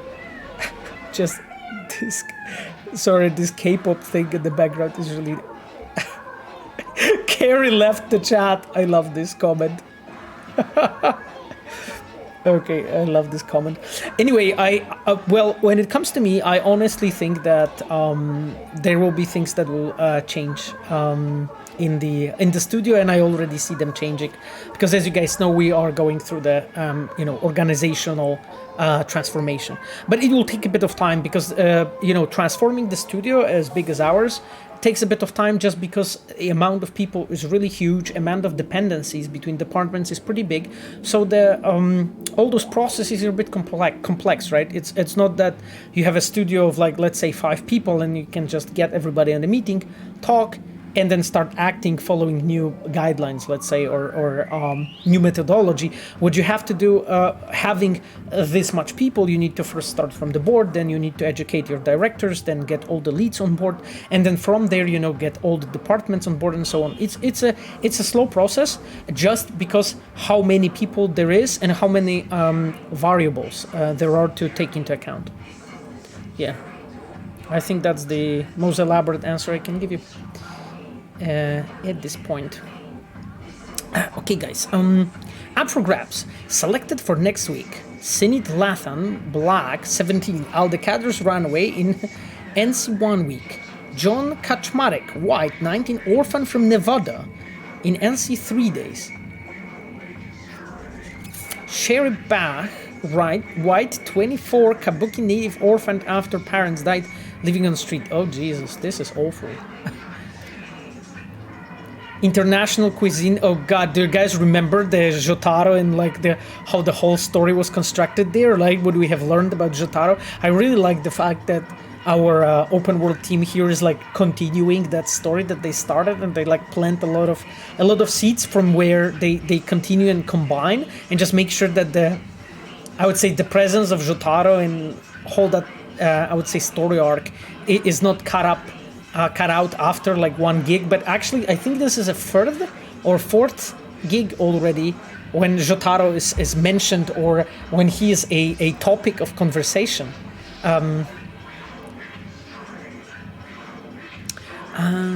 Good morning, good sir. I'm offering a new dish that should satisfy your sophisticated palate. Here you go. Ingredients include 1 black lamb, 2 pink porky boys, and with an Asian twist, a young hen and rooster. In total, 5 young up-and-coming stars who are dying to perform in your productions. Oh god, it's it's awful to read. Important, make sure to apply the cream provided in your package to their biomonitor wounds. It would be a shame if they died in the middle of scrolling because of infection. Also, I equipped each with GPS in case any of them try to go out for long walks. Right. Ugh. But most importantly, have some fucking fun, and as of today, they're just property. I know you don't like surprises, so I personally double-check their histories. None have ever fucked personally, so it's up to you. Convince them and break them, and how you see fit. Oh god. And then Jotaro, I only hope this time they prove more durable. Right. I think that we may have even seen this email. And then Katarina Mihalic. Right, we have a pretty serious complication. That Asian boy reserved for Jotaro had a severe seizure out of nowhere. He's alive but extremely weak. I'm very much doubt Jotaro will have an interest in one so fragile. I exchange him for the body already marked for downtown, but maybe that throws a wrench in everything. It's your call. And then Jahyun says, okay, so let's do this. We'll make the change. I'll smooth things over with Corpo downtown best I can. I'd rather do that than risk blowback from Jotaro. Huh. You can see that really Jotaro had everybody in their hand. Hint. Yep. Another perfect song playing.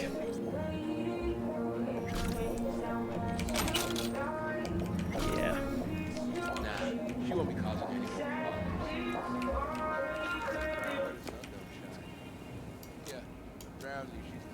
No. I just looked at the guy. I didn't intend to shoot.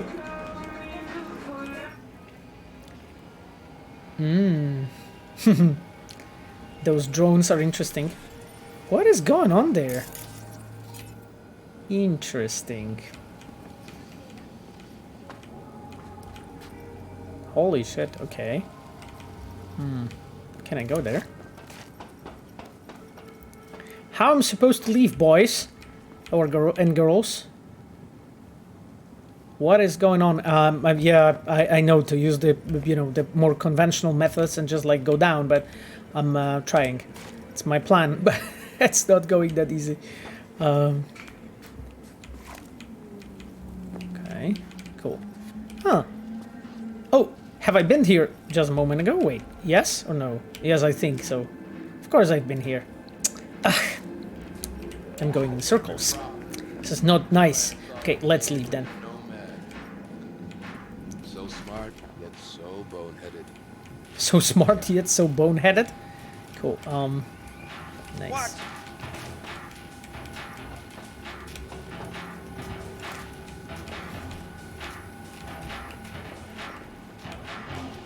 The combat music's playing, it's pumping my blood. I want to, you know, engage. I mean, engage in stealth, you know, obviously. Alright, that's the guy. Cool, okay. Right. Looks very healthy on this whole endeavor.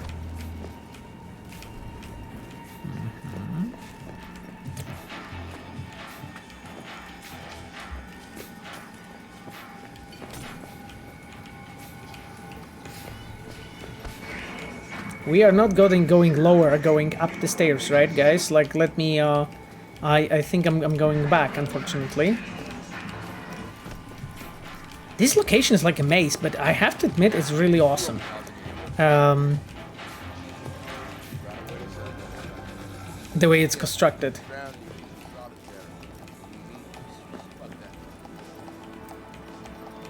This is really cool. Oh, something to loot. Okay.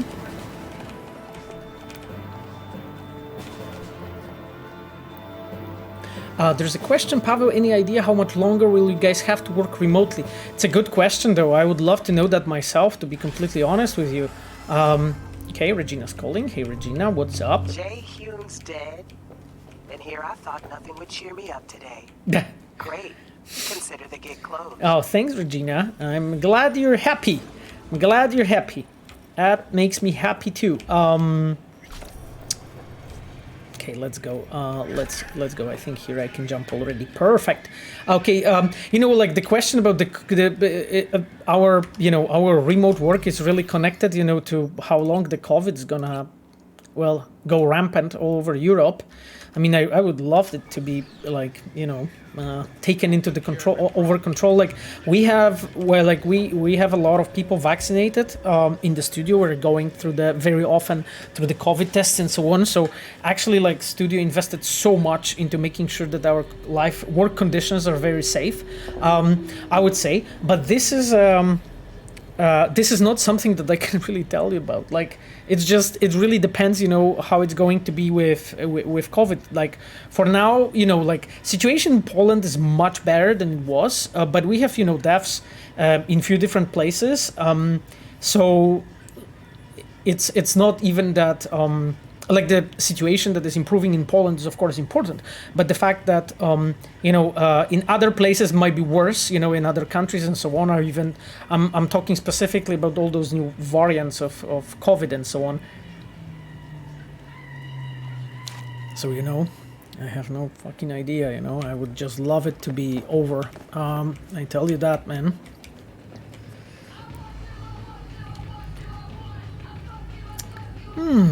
Oh God, there's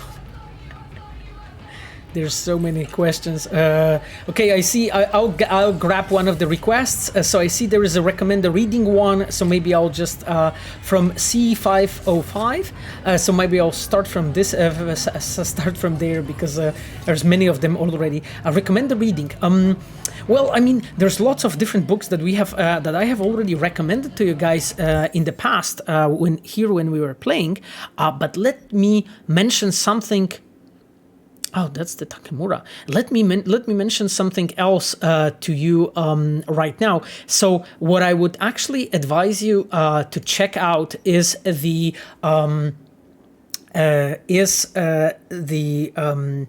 book that I don't really remember the author of, which is a pity actually. But the book is called Unfair Advantage. The Unfair Advantage. Maybe you have heard of that. Actually, like when I was checking it recently, I saw that there's already multiple books with this title that are called the Unfair Advantage. But basically, where's my motorcycle? Is it coming? Hello. Oh, it's here. Okay. Didn't realize it's just standing next to me.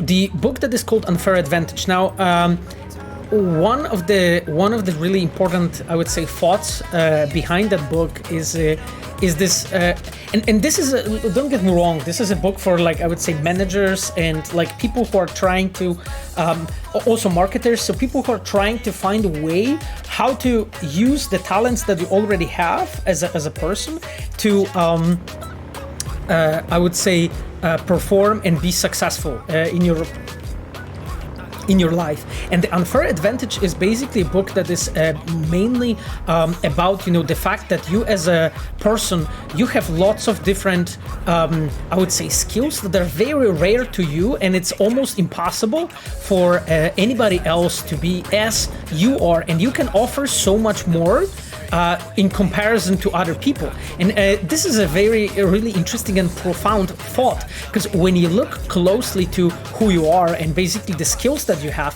you will find out that actually you are because of the composition of your skills, of your background, of the things that you have been taking care of in the past, you know, your education, your background, a place where you have born, you actually can offer so much more, right? And just an example. So, like, for instance, you know, when you're looking for a way to, let's say, you know, make your own talent shine and make sure, you know, that you can basically present yourself in the best possible way, it's always the best to look into yourself and be like, okay, what I have that is absolutely unique to others, even when I may not perceive that as a skill in the first place. So let's say you have been born in a farm, and you as a girl or as a boy, you spent whole your life at the farm, and you know the farm life and all connected to that. Second thing, let's say you come from Germany.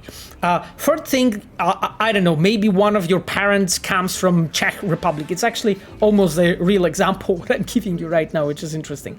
But basically what I'm getting to is, there are sometimes combinations of factors from our past that gives us so much more advantage in comparison to others. And it's not about being better than others. It's about finding a way how you can use your skills in the best possible way with a combination of other skills, or basically traits or things that are like very specific to you, you know. And it's a really, whoa, holy shit, that's a really big dude. Okay, I killed him. At treatment plant. Jesus, I hope he has one. But yeah, I think, you know, this book, The Unfair Advantage, really opens eyes when it comes to, like, understanding, okay, what actually is, you know, what actually is this advantage that you have as a person, what you can really show as something that is very specific, unique to you, and sometimes just a combination of things or factors that you may perceive as something like typical, traditional, standard, very maybe not interesting, actually can make you a person very unique and specific. And then it's only a matter of, like, let's say, finding a place where you can make a best use of it. You know, maybe you can, you know, have a YouTube channel, maybe you can stream, maybe you can be a creator, maybe you can be a teacher, you know, and speak about that. Maybe you can actually help other people and work with other people. I don't know, work in you know, with elderly people and take care of that. You know, there's so many different ways where you can facilitate your unique advantage that you have. But the most important, profound change that you have to do in yourself is really understanding that there is something that we call unfair advantage. And there's multiple books actually about it. I meant to recommend you I would say the first one as the oldest one, but I think if you would go and just grab any of those, that concept would be explained more in detail there. So that, I think, is a reading I would recommend you. Something that you may enjoy. There's a question, do you work on Cyberpunk in Warsaw mainly or Krakow and Warsaw? Well, I mean, so the situation really didn't change much from how we have been developing Cyberpunk. So all our 3 main locations, which is Warsaw, Krakow and Wrocław, are working together on a game. And of course, you know, the focus of those 3 different studios has been slightly different, but that doesn't change, that didn't change from the point of release to now, right? Like, of course, you know, some of the people like in that studios have like a bit different tasks and so on. They focus on different areas, but we work all the time in multidisciplinary teams between different cities. So it's not even that I would say like Warsaw is like focused on something, or like Krakow is focused on something very specific, and so on. It's mostly like we all work together. However, you know, there are some exceptions from that, because it's not as I would say easy or simple to explain. But yeah, I guess the best possible answer here, or the most complete answer, is we really work the same way as we did on the game before the release. Yeah. Okay, Creditor. Hey, gotta pay a little visit to another chum who thinks he's too smart to pay back his ads with interest. Start off right with a good whack to the jaw, and if he stands his ground, do a full restock on his store. You'll get 10% of whatever you grab. Okay. Those were not nice people, guys, that we have found here. That's good. There's a question, have you seen the next gen version of The Witcher 3? Can you reveal how it looks like?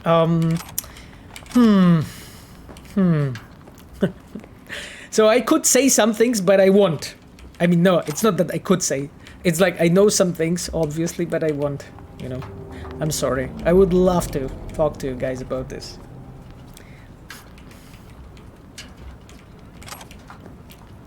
I would love to really talk to you about this, but it's not the time. It's not the time. But the good thing about this is there will be a time. When there will be a time, I'll definitely talk to you about it. And then we can, you know, chat about it. Like I will love to, you know, as always, just hear your feedback, just, you know, discuss stuff and so on, so that I can learn from you, so that you can understand, like, I don't know, maybe reasoning behind our decisions and all that. So seriously, I can't wait for WitcherCon. 2 weeks is a long time. Yeah, I know. I'm waiting for WitcherCon too. I can't wait. Can you guys imagine, you know, how it could be if not COVID? Damn, right? Yeah. The music is amazing. Just COVID screwed up so many. There's some assault going on. I think I'm needed. Let me just leave my bike exactly in the middle of the street and intervene. Wait, was it? Wait. Oh, there's a tarot card. Can I actually check it?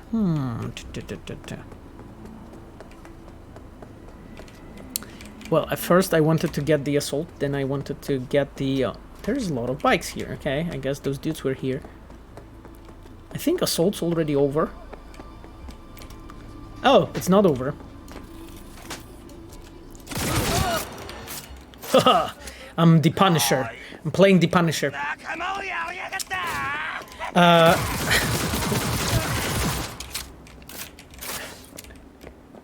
If it wasn't for COVID, we would have some Cyberpunk night premieres, a lot of events and so on. Yeah, I know. Actually, like me and I had the pleasure to be at, at Szczecin, actually, with the Witcher 3 premiere. But with Cyberpunk, we would have probably have something more, but well, that's the thing. It's very unfortunate, I would say. I would love it to be different, but what we can do, we will work with what we have, and just I guess our appetite will be stronger when everything is fine, and we have a bit, I would say, motivation to really you know, take control over that COVID, you know, get vaccinated and stay safe and, you know, wash your hands.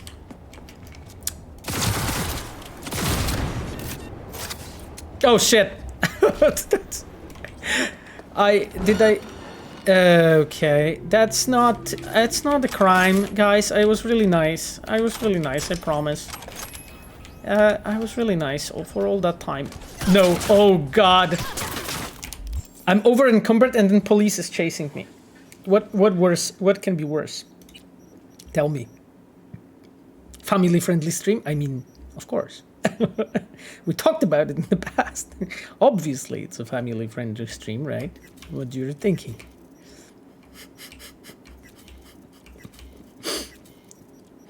Okay, guys. Let me dismantle these guns here. Right. God damn it. Jesus, this is a fucking cannon.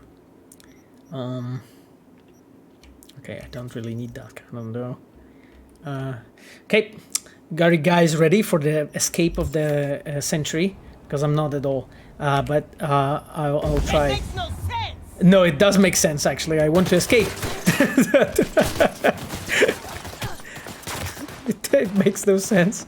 No, it makes sense. I'm trying to survive in the streets of Night City. So it does make a lot of sense to me. Blast her fucking head off! Kill the bitch! Okay. Shit. They came over. Can you take care of this police, guys? So, shit. Why they're always after me? No, I will be just a nice mercenary.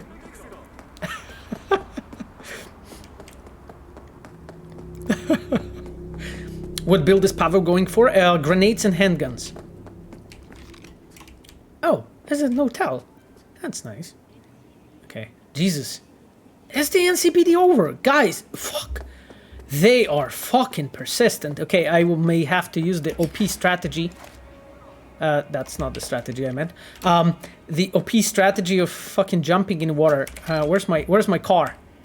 Come on, my bike. Come on, come over. I need to get the fuck off. No, please, let's go. No, I'm going. See you. It's all fine. No. God. Jesus. Like, NCPD is nervous nowadays, right? Just... they're really nervous. What? Steel? Oof. Okay. Okay. Cool. Thanks. I was just trying to be nice, and you guys... this street looks insane, by the way.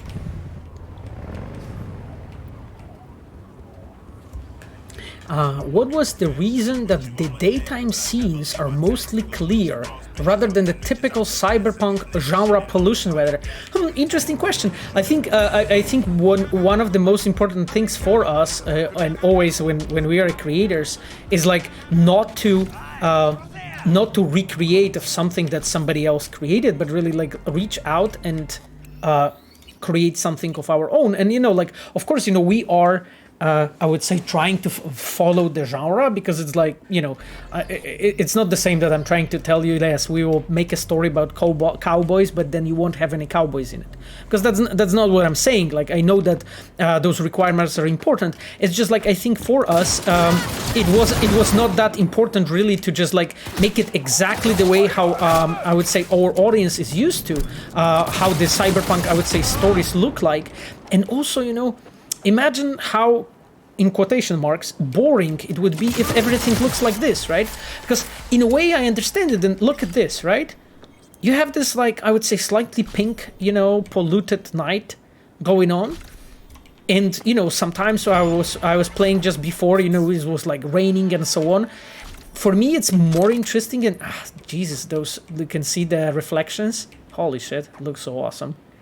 And, for me as a creator, it is important that we are always, trying to reach out and understand, what our genre is, what really we are making. But in the same time, you are not really trying to copy, right, everybody else that was already working before in that genre. And I was sometimes telling you guys that example. I think it's really important to understand is we didn't make Witcher 3 in the past because we wanted to copy everybody else, right?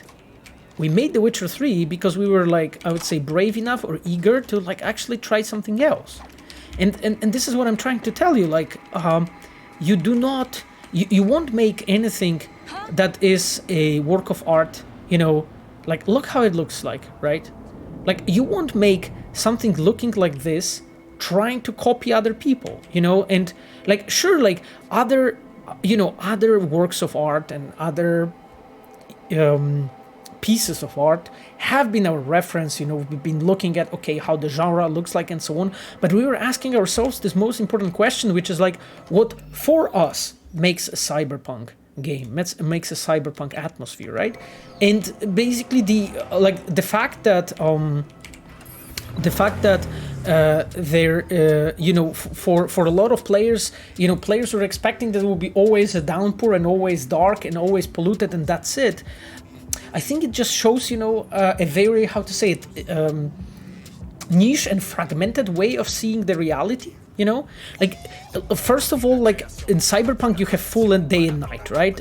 Everything changes and so on, and we cannot have it look like this all the time in the same and absolutely same way, right? Because the game wouldn't be appealing, the game wouldn't be interesting, And, I know it might be maybe difficult to grasp and understand, okay, why, but I would prefer Cyberpunk like this. But again, it's as a creators, we made the decision like this because we thought this is a proper way to approach it. Now, in the same time, I'm not trying to say that what we have done is definitely the best approach. What I'm trying to tell you is this is what we thought at the time, right? When we've been trying to tackle the topic, this is what we thought, right? When we've been working on The Witcher, one of the things that was important for us was basically popularizing, in a way, Slavic mythology, something that nobody else before did. And and there was a lot of people that were saying, hey, why you don't have, a different, I would say, fantasy monsters or fantasy tropes that are very typical for the genre. And I'm well, sure, we could have it, right? But that's not really Witcher anymore, right? And that's the whole point, right? It's just there is a moment when you as a creator, you have to have, I would say, you have to be brave enough to say yes or no to those certain needs. You're gonna help out. Okay. You gotta hack a mega building subnet. Oof. Spike it with the files I sent you. More deets attached. Oof. Okay. Regina with her patched eye. She's coming over. Agent Saboteur. Objective: upload bads malware. Okay, cool. Interesting. Interesting way how that's written. Oh, I kind of dislike this mission. Oh, you do? Okay, I'm curious. We'll see. Pavel, do you know any of the Pondsmith thoughts after the release? I mean, of course, we are in a contact with Mike all the time. Mostly email contact and so on, but also one of our designers in my team, Patrick Mills. Patrick has been having a lot of calls and so on with Talsorian in general to just make sure we are on the same page regarding specifically development of the whole Cyberpunk Red and 77, to just make sure we are well on the same page, I would say. So yes, we have been, but of course, I personally didn't have lots of different, I would say, discussions with Mike, so I can't really share much, and probably if I would, I shouldn't anyway. So yeah, so that's that. But we're definitely in sync with Mike, because I think it's very important for the IP, for the Cyberpunk in general. Bad got in touch with me. They like short nicknames and simple gigs. So spare you the fixer spiel and get right to the point. You will find Bad's malware attached to this message. You have to download it. Just be careful. It's a hella dangerous. And then upload it to the subnet in H11 mega building. All right, Regina. Everything Clear. Piece of cake, right? Sorry to burst your bubble, but you will have Tiger Claws on the prowl. No problem. I have my build ready. Bat's plan is to attack some Arasaka subnet and use H11 as a smokescreen. Huh. Clever, right? Instead of leading to them, all traces of Bat's breach will lead right back to the mega building. Huh, clever. For your interest, our netrunner already hacked the mega building elevator. So getting into the server room won't be a problem. Okay. Don't worry, Regina, I'm on the case. You don't want to fuck with me? No, I don't. Don't worry. I really like how this looks like. This effect. It's awesome. Okay then.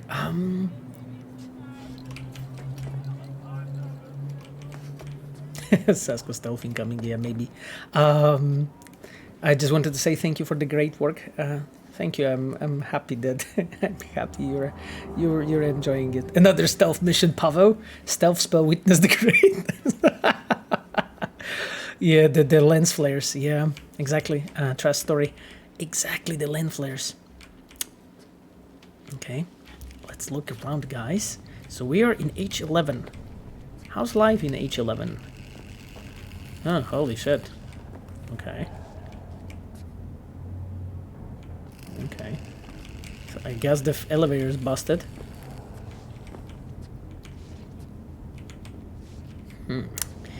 Okay.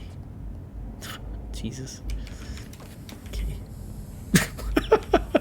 Okay, everybody's dealing with their own stuff, clearly. Jesus, this place is so busy. Holy shit. It's like the most fucking popular like landfill, it seems. Not there. Yeah, so? Still don't know shit about subnets. No way they trace me. Мне кажется, ты староват для игр в Нетрunner. Aren't you too old to play Netrunner? Grow up. Grow up. Yo, fuck you. Okay, let's go to the Просто не важно. Обижайся сколько хочешь.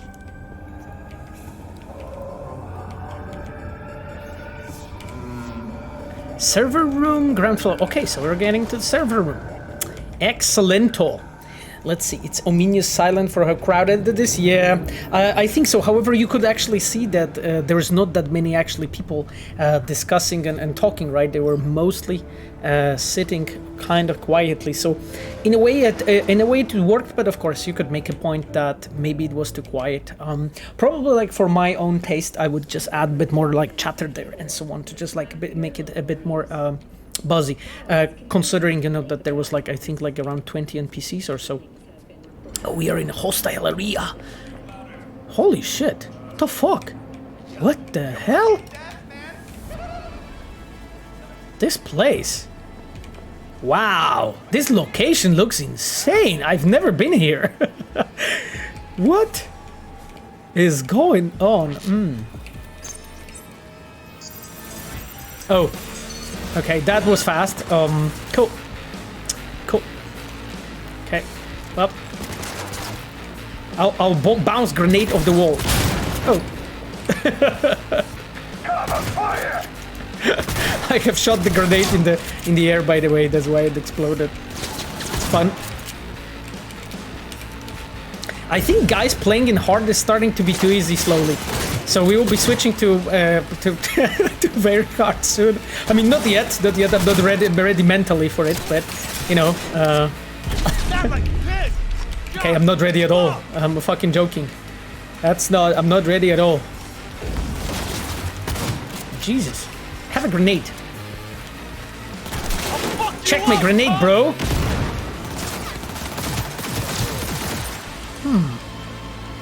Jesus. Like, all those tiger claws are hot. Have to tell you. Everybody's shooting me. Is there like a grid that I can shoot through? Of course it is. Interesting. Okay. Let's shoot the camera. Excellento. What the fuck? Is that camera in live? No, it's not. Okay, I mean, you guys said that this gig is not fun, but I have to admit, so far it's been pretty cool. Like the location looks really impressive. Like this first moment when I walked there and I saw that ginormous ass servers. This looks pretty fucking nice. Oh, it's a glass. Okay, that's why.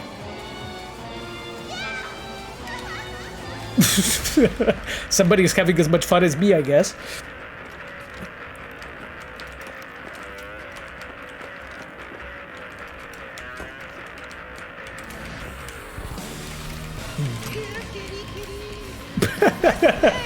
Here, kitty, kitty, let's play.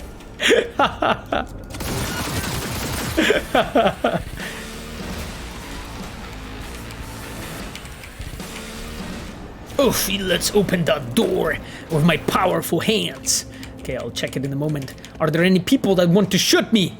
No? Nobody willing to play stealth anymore? Okay. Damn, I'm powerful. I'm a powerful mercenary. Okay, anyway.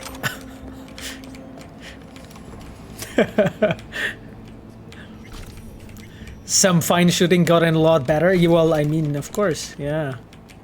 I mean, first, like, well, I have to admit that I felt insane improvement when I fucking switched to the mouse and keyboard from the controller. Because, like, just switching, you know, from the Twitch studio to on mouse and keyboard to the controller on the game was kind of difficult. And it presented some challenges. So, yeah. Okay. Give me all that fucking cards.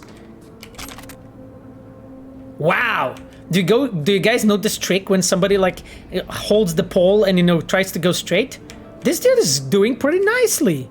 Have to admit, right? I think he gets stuck though with his with those with all those needles on his head. New shard contracts. Okay, let's check it out. That is okay. Cool. I mean, I see here a Jotaro at the last sentence. Cool. Good talk. Good talk. Okay.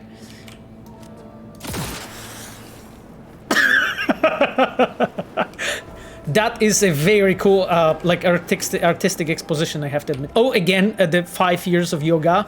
You can hear still. You can see the effects. He is just way more casual when it comes to. Oh, but you know, he had a record of Johnny Silverhand. Oh, it was she, I think. Anyhow, let's move on. We got another cards. Jesus, I'm glad that there's so much cards to pick up. It's definitely my jam. This level is really fucking nice. So far, you know, you guys said that you didn't like this one. I mean, I have to admit that I had pretty much a lot of fun. And this location really looks impressive. I really love it. Like that you at some point, you know, you can get to go down under that servers, under the one of the mega buildings and see basically how it looks like. This is cool. I didn't see that. Okay. What do we have here?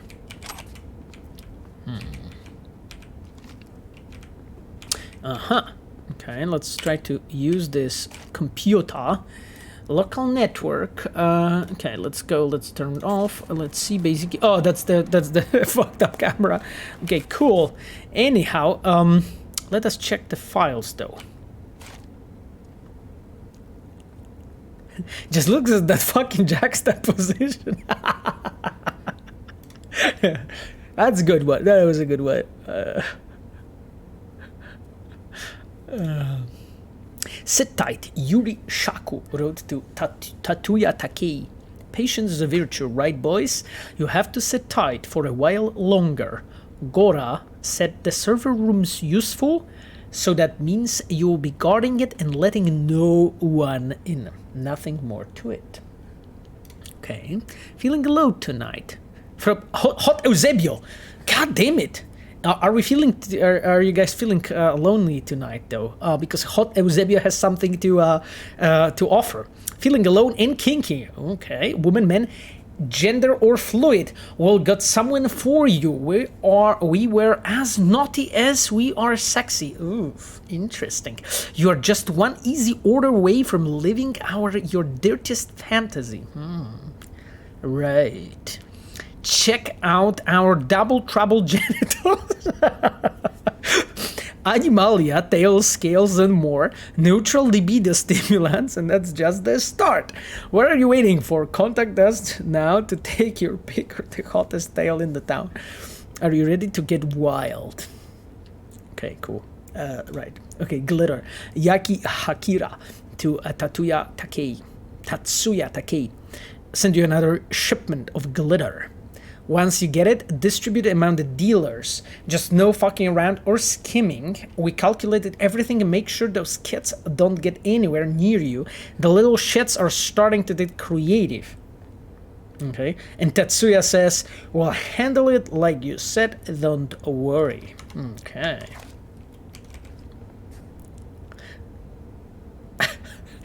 Sidrek wrote, the big question is, how are the double trouble placed, vertically or horizontally? Yeah, exactly. Maybe they're just crossed, you know what I mean? Or something like that. Who knows?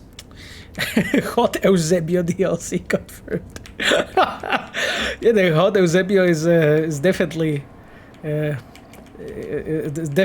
definitely very intriguing. Oh, they kept the pop turd in this box. Interesting, guys. Okay, then let us upload the thing. I think we are ready, right? Oh, there's somebody there. Let's lose this Kogane no Yume Titanium Biggie wrench. What the heck? Hello, was ist los? Yuri Shako. Okay, that's Yuri. Hello, Yuri. So, Batterly. Okay. Right. So, how are you guys feeling about Yuri, though? Oh, and then there is Bounty. $10. Huh? Here you go, like a criminal. Are we?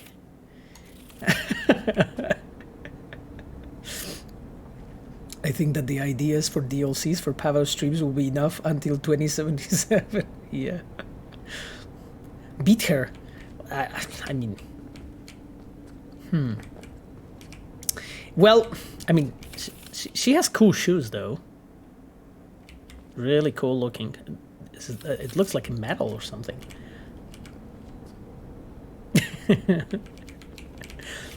Okay, let us look at the... You know, I mean, we know that she was a bad person, right? We read that emails and she was very dirty in that emails, right? Did we? I think we know that she was very dirty in that emails.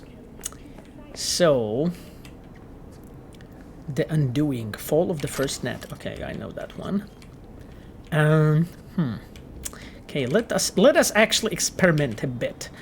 Install malware. Let's go. Oh, did I already? Confused now, I have to admit, because I went here, it says upload malwares, install malware, or use. Oh, because it has the, oh, right, because one is press and one is hold, and I was just, and I was, holding, and that's the reason. Yeah. Everything is clear. Sabotage uploading malware. Oof! View was fast with this? Okay, leave the server room. Okay then, well, you know. We need to, let us pick the weapon, guys. What weapon would you guys want to pick? Maybe Nekomata is good. Pavel, no. Sniper. I mean, Pantvardeusz. I don't have Pantvardeusz yet. We are playing the Dildo Pav though, but guys, like you said no, but we know that Yuri Shaku was bad, right? Like, am I wrong here? From casual killing to planning and execution. Yeah, well, I mean, it's not technically in the execution. Like, I'll just wake her up. I'll shoot her in her feet so that she will, you know, wake up, so that it won't be an execution. Okay. Deal? I think that's fair, right? We need to be like family-friendly stream. Like, I'll just shoot her in the foot. Okay. Fuck, I broke that foot. Like, I think she had like her heart in her foot, you know? It's like a cyberware. Yeah, could be. Could be, guys. Could be. Okay, well, happens, I mean, to the best of us. Anyway, just have a grenade.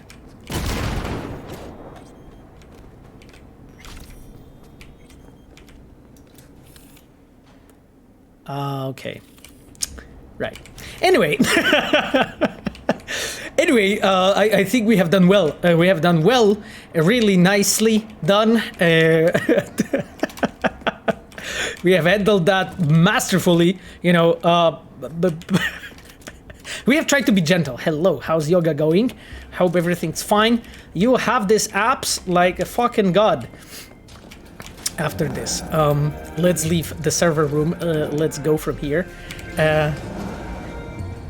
Why shouldn't I leave the room yet, though? Oh, there is a hidden spot I missed? Okay, I will go back in a moment then. And I'll check, basically, but I'm not really, I think I have checked everything.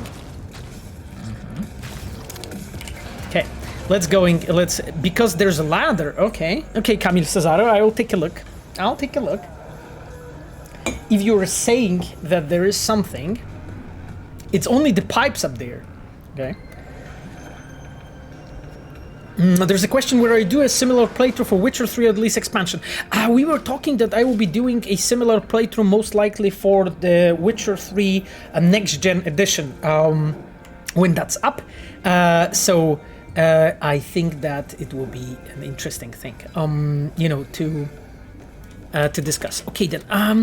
Yeah, I mean, you know, guys, like, as you can imagine, like, with the game like Cyberpunk or with the game as Witcher, Jesus, there's always, like, bazillion topics that we can talk about regarding, like, various decisions and, you know, why we have done something. Okay, I'm just looking at the fucking ladder you talked about. Oh, right, I know which one you meant. I know which one you meant. Okay, okay.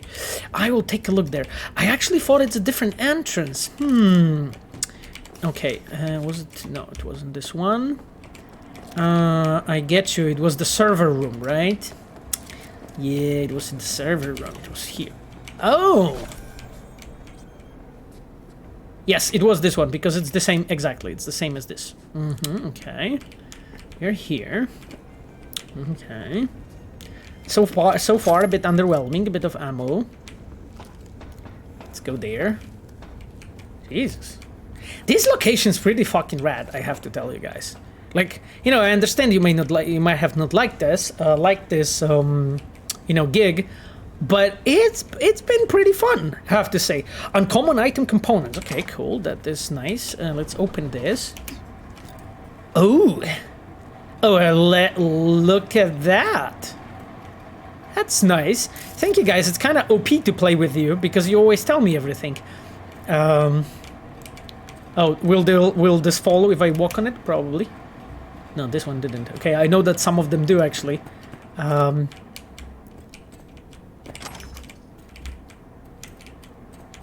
Okay, let's us check us. What is the purple thing? What is the purple thing? Let's check it out. Multi-layered maroon scale zinc coated bomber. Fuck. Okay, let's put it on. Let's put it on. I kind of like the visual. It's this one. Oof. Oof. Oof. Nice. Looks. Damn, that looks good. Okay. Okay, V. Being stylish. Okay.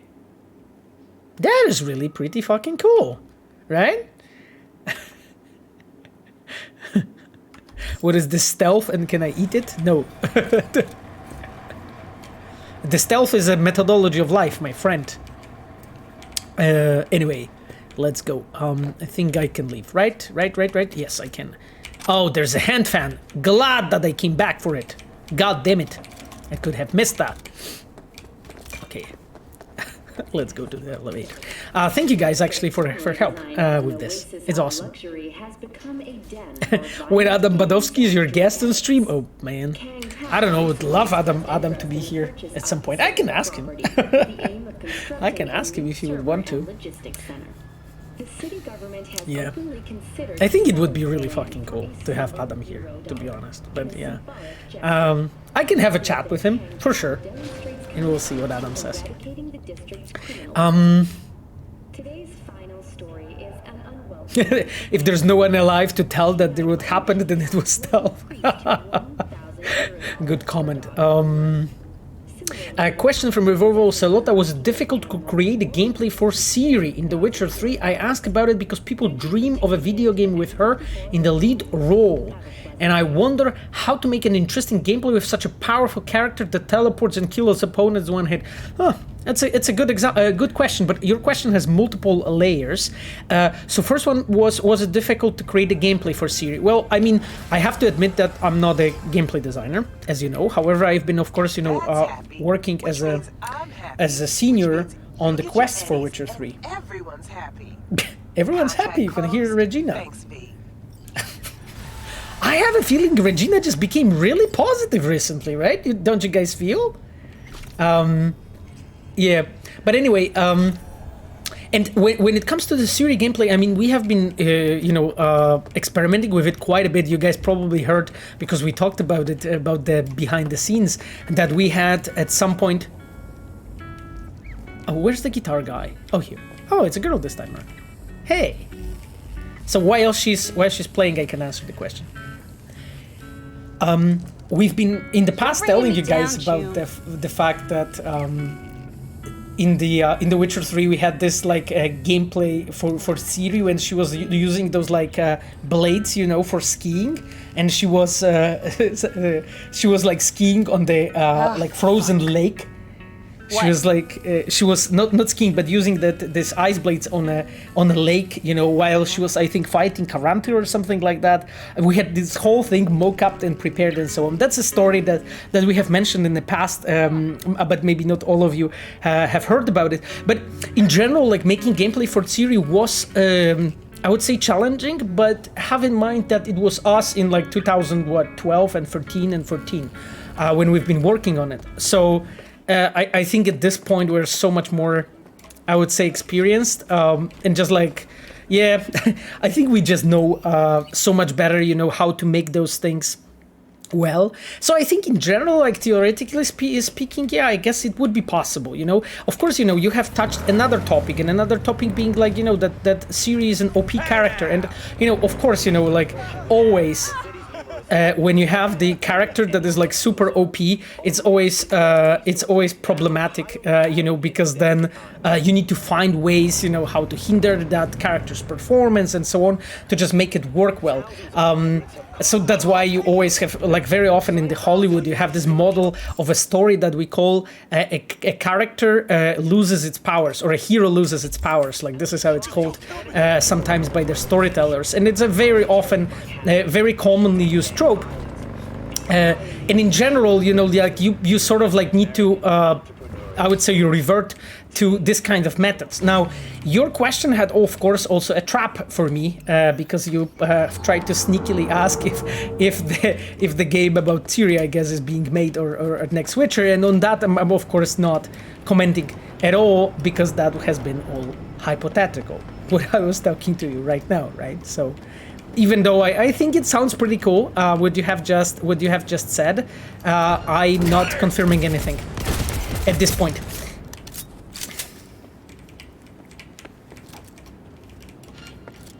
Oh yeah, and I see that Michał is writing most likely on the guitar animations. Yeah, you can read actually Michał's answer there. He knows a lot about it. Also, like I think Michał, I'm allowed to say it, that Michał is also like a guitar player himself, so that experience also like helped when Michał was planning out the animations for the like a Supreme. It's the the concert, right, that the samurai is playing.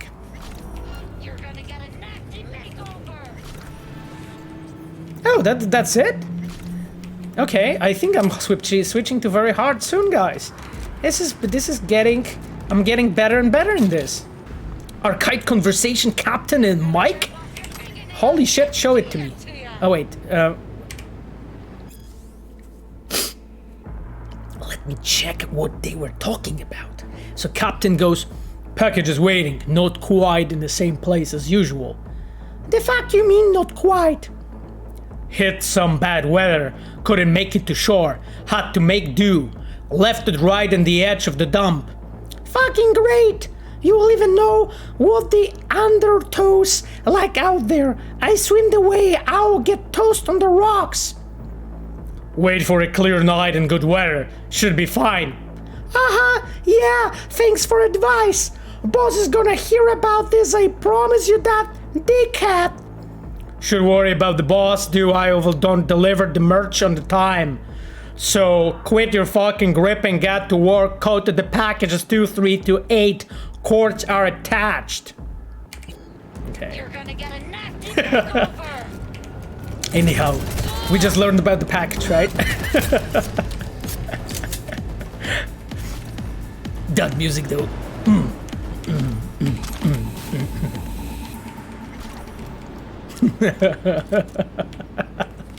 Voice acting Witcher 4 confirmed. Oh, fucking hell. If there will be any new Witcher game, I would love to just do some voice acting. Even like be like, I don't know, again like a male prostitute or something like that. That would be a dream. Like just anything. Just voice acting is my passion, as you guys can see. Oh, I'm caring too much. Anyways, I'm caring too much.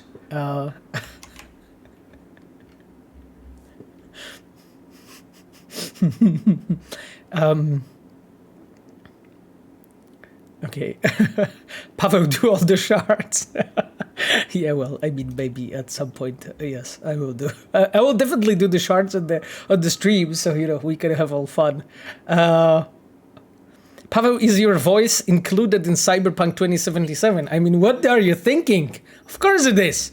Of course it is. Like, people who are here often in the stream, of course, knows what characters I've been voiced. I put all my passion into it. So, you know. As you guys maybe know, in The Witcher 3, I did the Trolls and the Ice Giant. And that was basically my character that was basically the I would say the character that I was voiced yeah, the muzzle. Okay. Yeah, no, that's not good, because that basically hinders the damage. Exactly, so we'll keep it away. Okay, so yeah, in The Witcher 3 I was like Trolls and Ice Giant. So yeah, in Cyberpunk they gave me much more responsible role.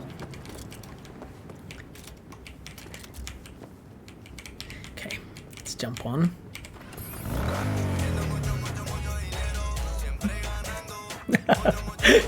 Sapphire wrote very responsible.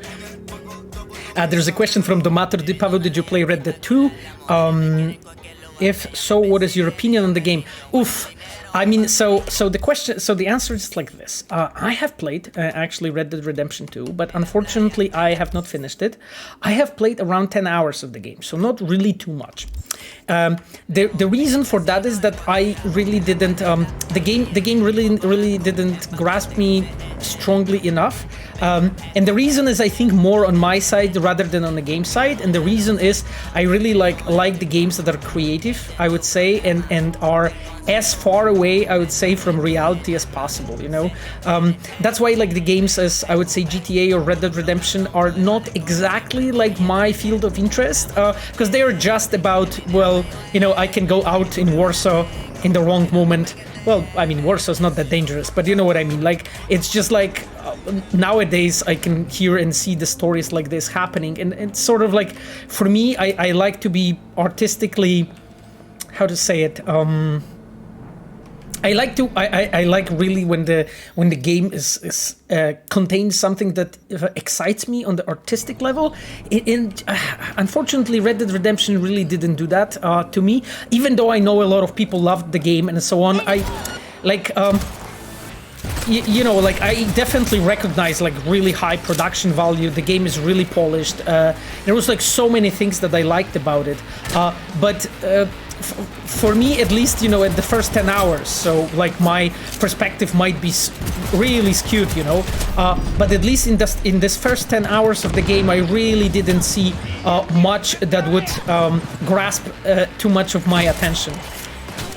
Unfortunately, you know, Even though I really try to like it and enjoy it, you know, and that's the thing, you know, as a game dev, I really do not feel that comfortable with like critiquing other people games because I find it like very, how to say it, not elegant. And you know, as a game dev, I'm really trying to be respectful for people's work. So I would prefer not to, like, I would say, critique it, you know, too, I would say, harshly or too in-depth, while in fact I didn't play the game that much, right? So I'm dead. So I really didn't have that much, you know, experience with it. That's just, yeah, that's just what it is. So yeah. But you know, like I have definitely like finished the, for instance, GTA 4, right? Even though it hasn't been like a game really for me, I would say it was something that I really wanted to play, and I have, really interesting piece of visual storytelling, by the way. Even though it wasn't like a game really for me, it was not something that was maybe too intriguing, but I still played it, and found some parts intriguing.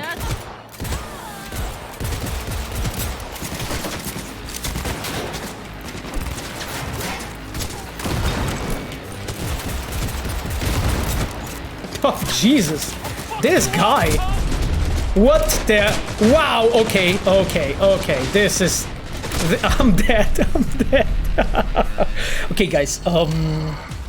Would you like to do bowling? Cousin Roman, would you like to go bowling with me?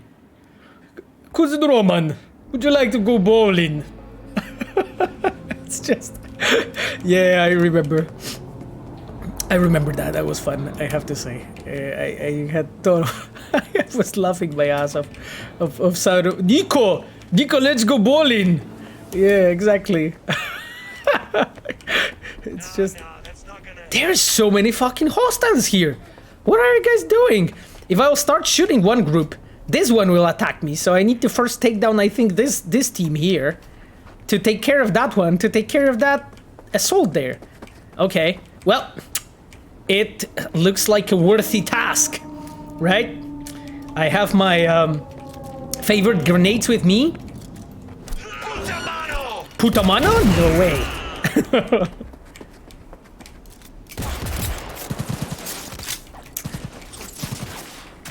Who the fuck is shooting me? Okay, well, that other group is. Okay, cool, excellent. Jesus. That guy was really motivated to get to me. Okay, well, anyways, but he didn't. Noise. Call Mr. Hands. No, I'm not calling Mr. Hands yet. Oops, the fuck? He's shooting Canon there at me. I'm not calling Mr. Hands yet because I want to play some open world today and some gigs and so on, and just like have fun and show you guys all my mad shooting skills. At least that's the plan.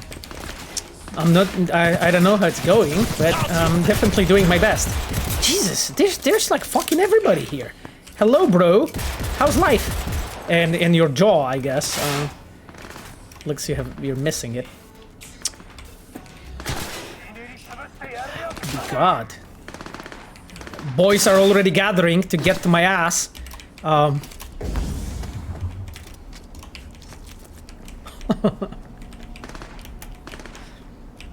Pavel should apply to CSGO team. Yeah, absolutely. Like we were talking about it in the past, that my CSGO career is sort of awaiting. You know, when this when this game dev thing. Wait, what? Why police activity reported? No way. No. No police activity. I'm good. I've been just killing bad guys. Not messing around with NCPD. No. Hello, Tiancha. Holy shit, we have run out of ammo.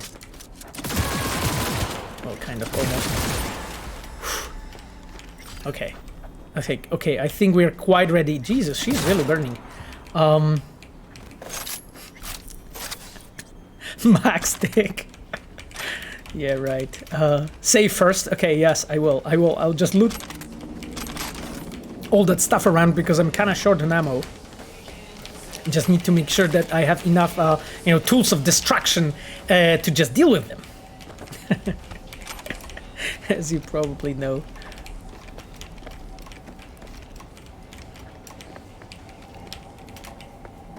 Just craft ammo, yeah, that's way too advanced. I mean, we'll do this, of course, you know, when I will completely run out of it. Okay. That is interesting. Okay. Dude, it's way too much fucking acid, I tell you that. Like, honestly. Just cut drugs, man. Fuck, it's like more of that. Let's save, let's do it,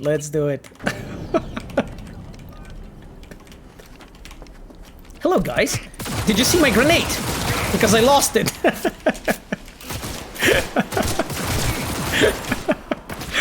I'm sorry, I'm laughing at my own jokes, but they're decent, I have to admit. Okay, good. That's fine. Like, he just died. I think maybe the joke was too dry. Oh, pulsar, okay. That's not bad. You know, I'm getting better and better in this. Jesus. There's a lot of gangsters in this area. I don't think it's I don't think it's that safe here. Okay. Nice. Okay, let's go. Let's go. Let's deal with this criminal activity that's happening there. Pavo's on fire. Yeah. Hostile area. Whew. Okay.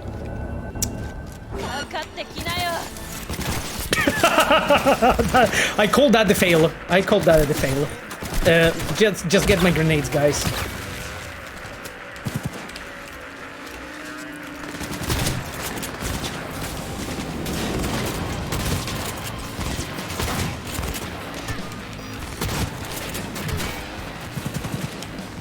Nah, yep, oh, Jesus, wow, they are really pressuring me.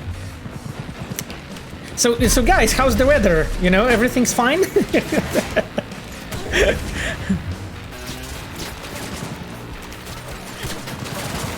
Holy shit, what's going on? This big dude, though.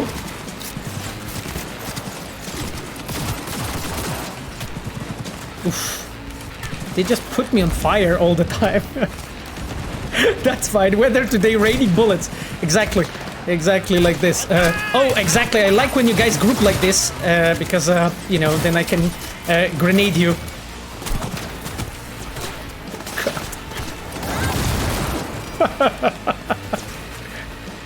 Oof. Okay, you know, we are making progress. We are making good progress through this encounter. Jesus, I've looted way too much shit, it seems. Let me just hide behind this while, like, take care of my inventory. Yeah. There's a question when the DLC will happen. Again, guys, a reminder, please use English in chat. Well, the DLC will be when, you know, when I'll be able to talk about it. When I'll be able to talk about the DLC. For now, not talking about it at all. Besides, I'm proud of you guys, I just wanted to mention, because I think that the DLC has been mentioned on chat maybe just slightly below 400 times today. So, literally like a progress from the previous stream. Tremendous, I think. Maybe we should have like a DLC mention counter somewhere so that we can, you know, actually count it, how much time it is. Wait, what the heck I'm doing? That's not what I wanted to do. No, I actually have everything. Oh, right, and then there is one additional thing. Because guys, look at the attribute points. Are you hyped? Because I am. Are you getting that reflexes? Or the athletics to be able to just like face them? I guess the reflexes, right? Because like here we have like a bunch of things that we needed for the fist fights. But here regarding the like, right, because here we have the handguns. I would love to actually invest slightly more here. This is looking kinda cool. Okay, increase the headshot multiplier. God damn it. Okay, I'm just taking everything. Basically how it goes. So we'll take that and we'll take this, and that's it. And hopefully we're ready for another part of the encounter. Oh, dude, this poor person. Jesus, this guy just is completely desperate, I think. He's like ready to die or something. No, it's me who's like ready to die. Anyway, have in mind that I have saved. So, you know, we are getting there. We are getting there, chat. I like this dev animation, do you? Okay. 15. Camille Cesaro 15. Don't worry. We're... What? Oh, I saved before killing them. That's interesting. Okay, guys, check my grenade again.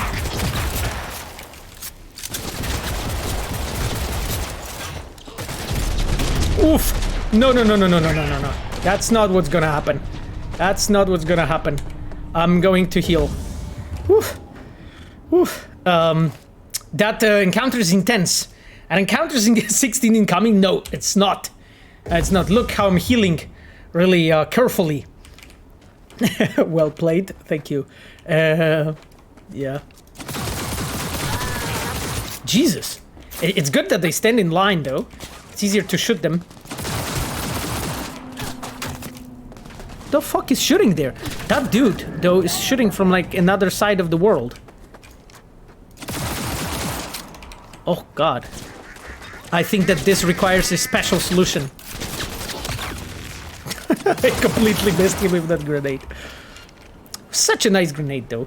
Okay, I actually dragged their attention of their netrunner.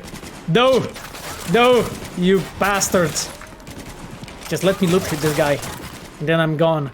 I'll just need to get the hell out of here, and so that they will chill a bit. Oof. What the heck? This encounter is difficult, guys. Chill? Everything's fine? Can I save? No, I can't because I'm in combat. Excellent. I hope so that I will soon leave combat. Nope.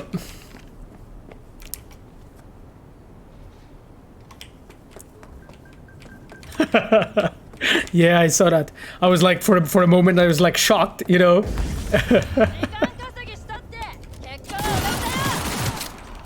Oh, hello. I have managed to attract some attention. Okay, what language that was? Japanese, I think. Oof. This guy has a perk of, like, shooting when burning, though. Oh, archive conversation. Oh, we need to read that archive conversation, but later. I think it's important for our storytelling needs.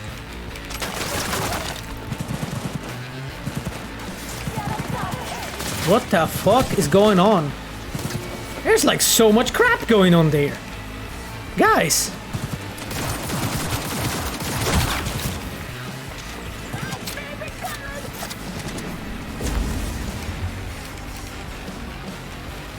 They have a very good spot, to be honest, to attack me.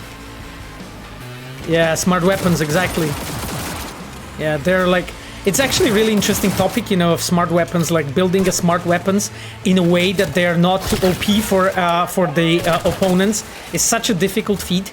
I know that our gameplay team has been, you know, dealing with it, you know, to just make sure that the smart weapons in the hands of enemies that are not too powerful, because literally, like, they would just make the game impossible to play if they would always hit you really perfectly.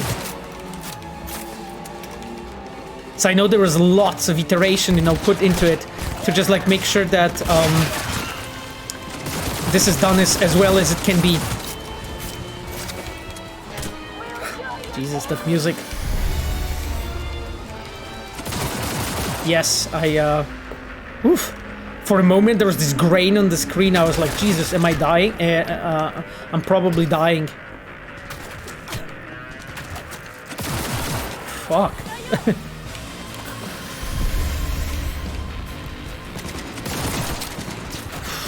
Okay. No way. I'm just out of ammo at this point. Okay. Okay, let's try our on the side, you know. Yeah, we'll do that. We'll deal with them.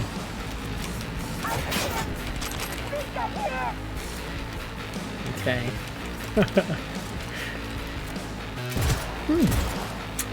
Come over here.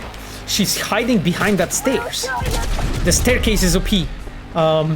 It is, it seems. Okay, let's get this buff. Okay, I think we're getting there. Okay, we got some. So you were hacking me all the time?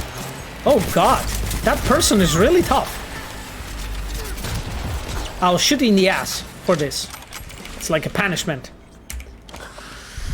Good. Oof. Okay, everything chilled out. Oh, they killed this poor person. What a terrible people. Okay, there's an alert. Are we going to check it? What it was about? Let me check the alert thing. Read the map. Whoops, the heck? Why I went here? I wanted to read the I wanted to check the shards that we got actually. Alert. Warning. Tiger claws headed for the building. Get back into your homes, lock and barricade the doors. I'm shutting down the doors and blocking the emergency exits. Okay. Oh, this is a book. Because this is the other category, but I'm just curious if there's... Yeah, those are those archive conversations. Okay, I probably won't find it at this point easily. Could we expect any guests next stream? We'll see, you know, guys. With the guests, it's actually an interesting story that we can maybe discuss really briefly. The thing with the guests is I'm always looking into like options to bring more guests and more people to talk to you about variety of the topics, but sometimes it's simply just not possible because either my timeline or guest's timeline, you know, and even though like I may have, you know, somebody planned already and all that, and you know, everything might be really like sort of ready to go, it's sometimes not possible because, you know, something changes in the plan. So that's why I don't really want to give you like an exact, how to say, timeline of what, you know, who will be the guests and, you know, with whom I will be talking to, because it's sometimes super impossible to plan, right? Because like first and foremost, we are game devs, right? We are making the games. You know, none of us is streamers really. You know, first and foremost, like we make games, and just like streaming is an additional small thing that we are doing, you know, on the side, to just, you know, continue the conversation and spend time with you. I'll save the game here. And I'll basically switch to the questions right now because it's already 11:15. So we'll be slowly, I think, wrapping this up. Let me just go to this view with you. And here I'll put on some nice cyberpunk music actually in the background for us. And I'll just look at the questions that we currently have. Let me look at something that I actually like to listen to. Maybe let's go this one, the classic. Probably a lot of you like. Yeah, exactly. So guys, let me just look at the questions really quickly. What I can answer. May I ask another storytelling question? How do you do research for different parts of storytelling? For example, the Haitian part related to the Voodoo Boys. Do you read books? Simply do internet research? Do you actually talk to people? Visit places related to Haitian culture? A really good question. And I think the example of actually the Haitian element in Cyberpunk was a very intriguing element, because basically what we have done there, of course, you know, we had a person at that time. It was Alex Poiret. Alex was like is a French-speaking designer. So for him, this culture was much closer just because of the language, and it was much easier for him when he was speaking French, of course, you know, to read, you know, some of the texts and so on. And then basically Alex, working together with our localization team and so on, he has been in contact with a consultant, you know, that we had from Haitian culture. Actually, that our, in that case, our localization adaptation team hired, And we have been, after doing our own research, so basically reading books, employing, going into the discussion with people that have something to do with this kind of culture, we have also, with this culture, we have also consulted actually a person with a Haitian background, a person that could actually tell us, if this is accurate or not. So I would say as a creator, in situations like this, what you have to do, you have to every time ask yourself a question of like, okay, how close I am, how well I know that certain culture, let's say, and sometimes the answer will be yes, and sometimes it will be like, absolutely not. And sometimes you will realize, okay, I really have no idea. And then you have to reach out to consultants, and there was actually lots of different situations when we as a game designers, we recognize that our knowledge, even with like lots of research, has been limited, and because of that we have reached out to consultants. When it comes to like, because you also like touched the topic of trips, what very often game dev studios do, specifically regarding even environment art, they very often send specifically their artists to different places around the world to basically make the, I would say, photographic, so photo documentation regarding places, how they look like, and so on, so that this can be used as a fuel, for the future development and so on. I know that, for instance, devs in the, Santa Monica and Naughty Dog studio, they are very often, when they are doing the research, doing that, but you probably have heard stories about that as well. So I would say that always here the most important thing is to recognize what kind of topic you're dealing with, and then from there decide, okay, what are the most, I would say, the best, the most useful ways to deal with this certain topic in the best possible way. I made the music slightly quieter to be sure that you guys can hear me well. And I think that's the most elaborate answer I can give you. There's a question, did you play the Farewell of White Wolf? Yeah, Witcher 2 mod released last year.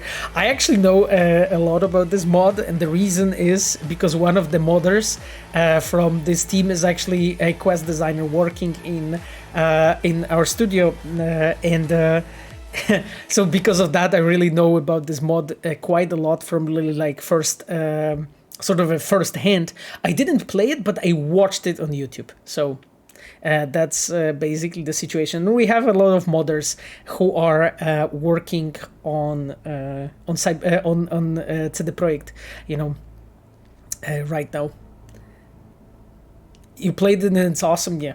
I know it was a lot of work for the team to put it together. Super impressive what they have managed to do, and it has like voices recorded in like 4 languages. I think it's insane. So. Yeah, so I can recommend it. As I said, I didn't play it. I watched it on YouTube, so that was my thing. But it was mainly because first the time limitation, and second I didn't really have the Witcher 2 installed at the time. So I just used, I would say, simpler solution, which was just watching it on YouTube. There was a question from Domato, Red Kit for Cyberpunk when,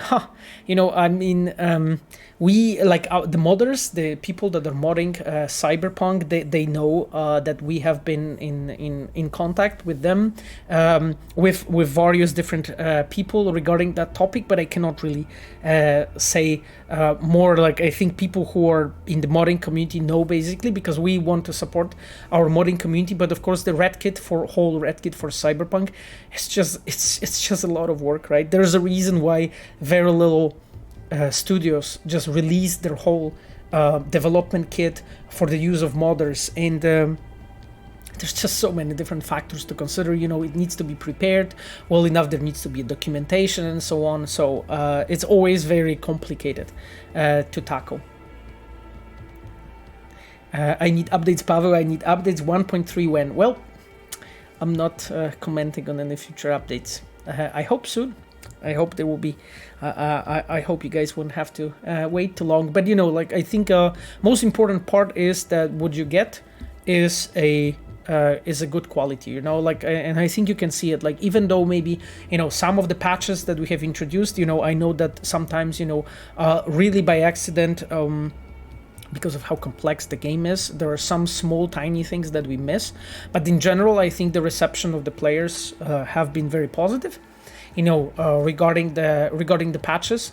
But that's also like one of the reasons is that we try to pick in a reasonable way what do we want to approach, and then really well test it out and make sure that what you guys get is strong, is solid, even maybe sometimes not a final thing, but more of it's a step towards the right direction, and it's functional, and it's better than it was before.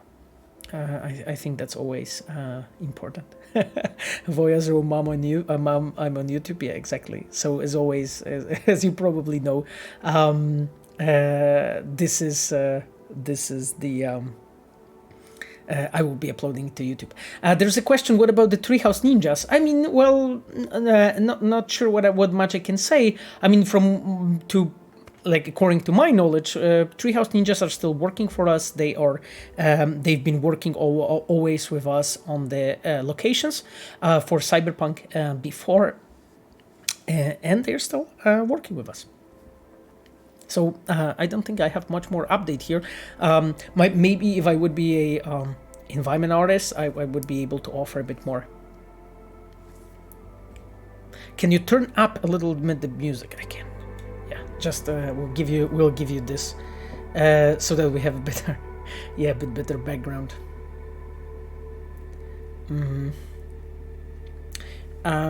This is not a question, but I want to say keep working on Cyberpunk. There's plenty of people who are looking and waiting for more content.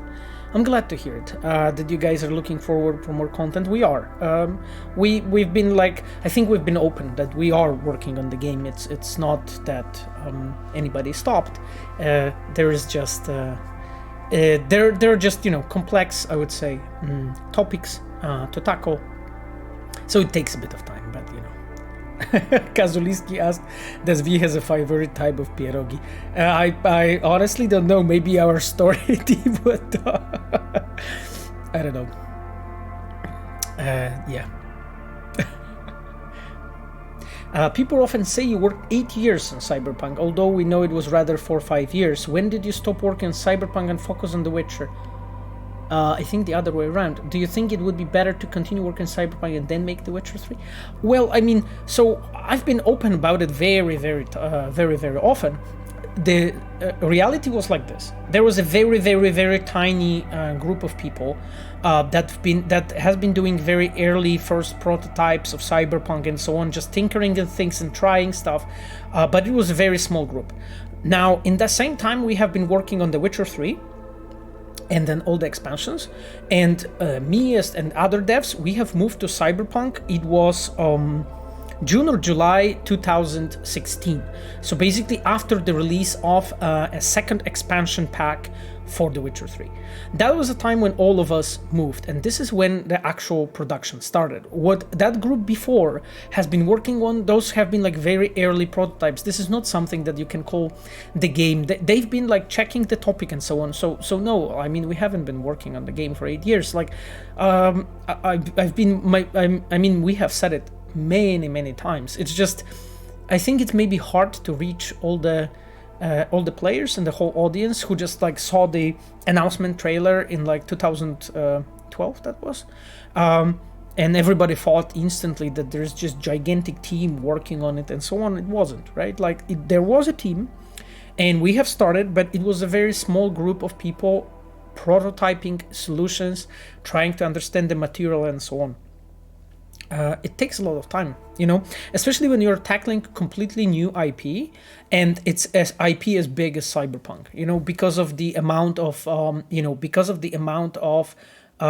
topics that we have in the game, because of the amount of the, I would say, books that have been written by Mike Pondsmith and Talsorian Games. All that material have to be read, checked, understood, and so on.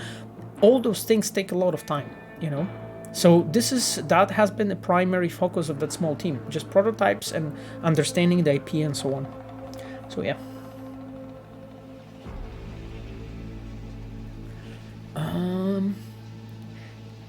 Okay. Okay, I think I will be slowly wrapping this up, at this point. Guys, because we are almost 3 minutes till the end, and I'm always trying to stay on time. Also, like my throat is kind of dry at this point. We need a mission in which Panam takes V to Pierogi. That would be wonderful, yeah.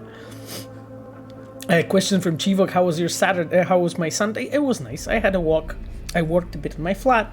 I talked to my girlfriend, and I played the stream.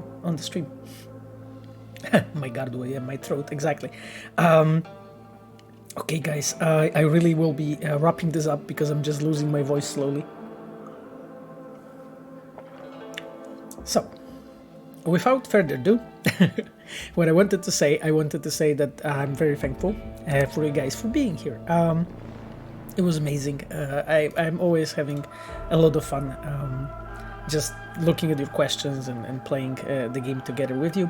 I wanted to thank all the Reds that have been with us, and I see right now on the chat, I see Arashi, our gameplay designer, I see Chivok, our community, our customer support specialist, I see Michał Brzeźniak, our, of course, cinematic designer, I see Stealth Spell, our quest designer. I know that there was Vitrian as well, our senior cinematic designer, as he pointed out.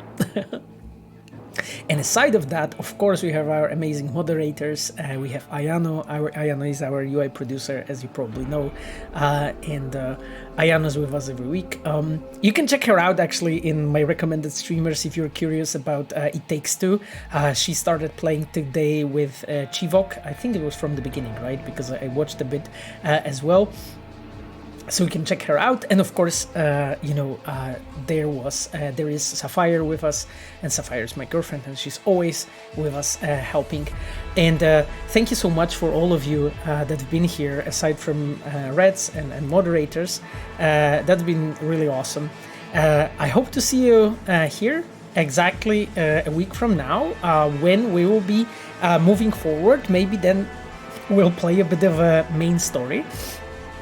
And hopefully there will be one of the guests with us if, everything regarding the timeline will work for that. Now, I won't be spoiling any guests, as I said, because it's all dependent on the really timeline of my guests very often. So, but I will do my best to just like make sure that we all can be entertained with like different people being here and talking. Okay then. I'm losing my voice, so I will just wrap it up. Thank you so much. It was amazing, and have a wonderful rest of Sunday. I will see you here next week at 8 p.m. CST. Bye bye.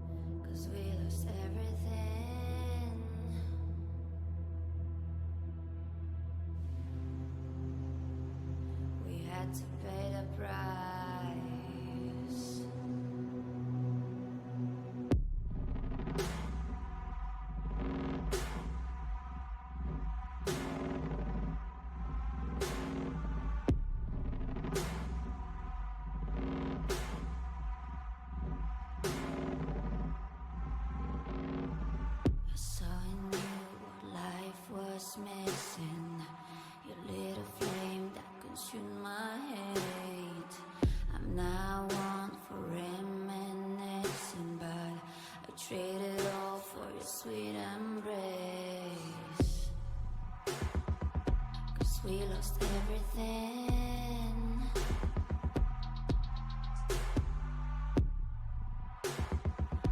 We had to pay the price. There's a canvas with two faces of fallen angels who loved and lost. It was a passion for the ages, but in the end, guess we paid the cost.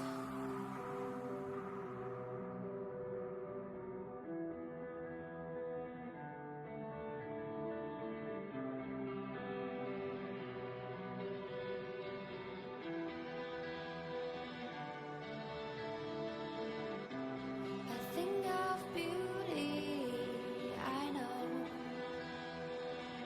will never fade away. What you did to me, I know. Said what you had to say, but a thing of beauty will never fade away.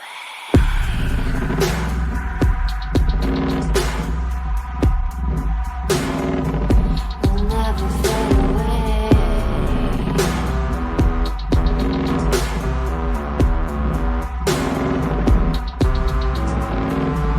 I see your eyes, I know you see me. You're like a ghost, you're everywhere. I'm your demon, never leaving. A metal soul of rage and fear.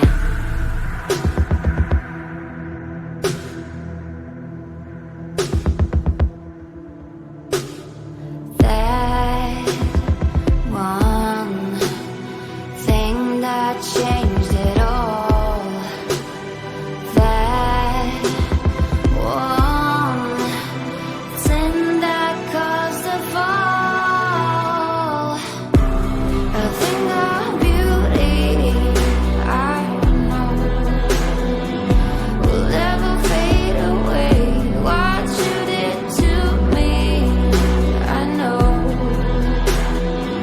So what you had to say, but a thing of beauty, I know, will never fade away. And under my duty, I know. Somehow I find a way, but a thing of beauty will never fade away. And under my duty will never fade away.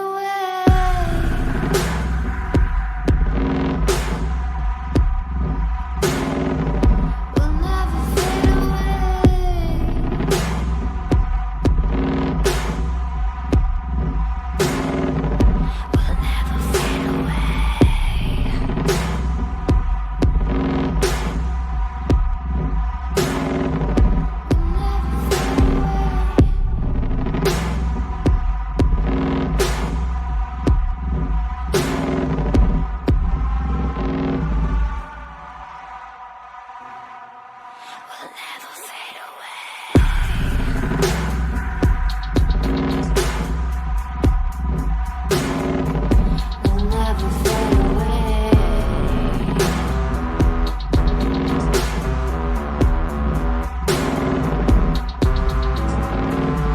I see your eyes, I know you see me. You're like a ghost, you're everywhere. I'm your demon, never leaving. A metal soul of rage and fear.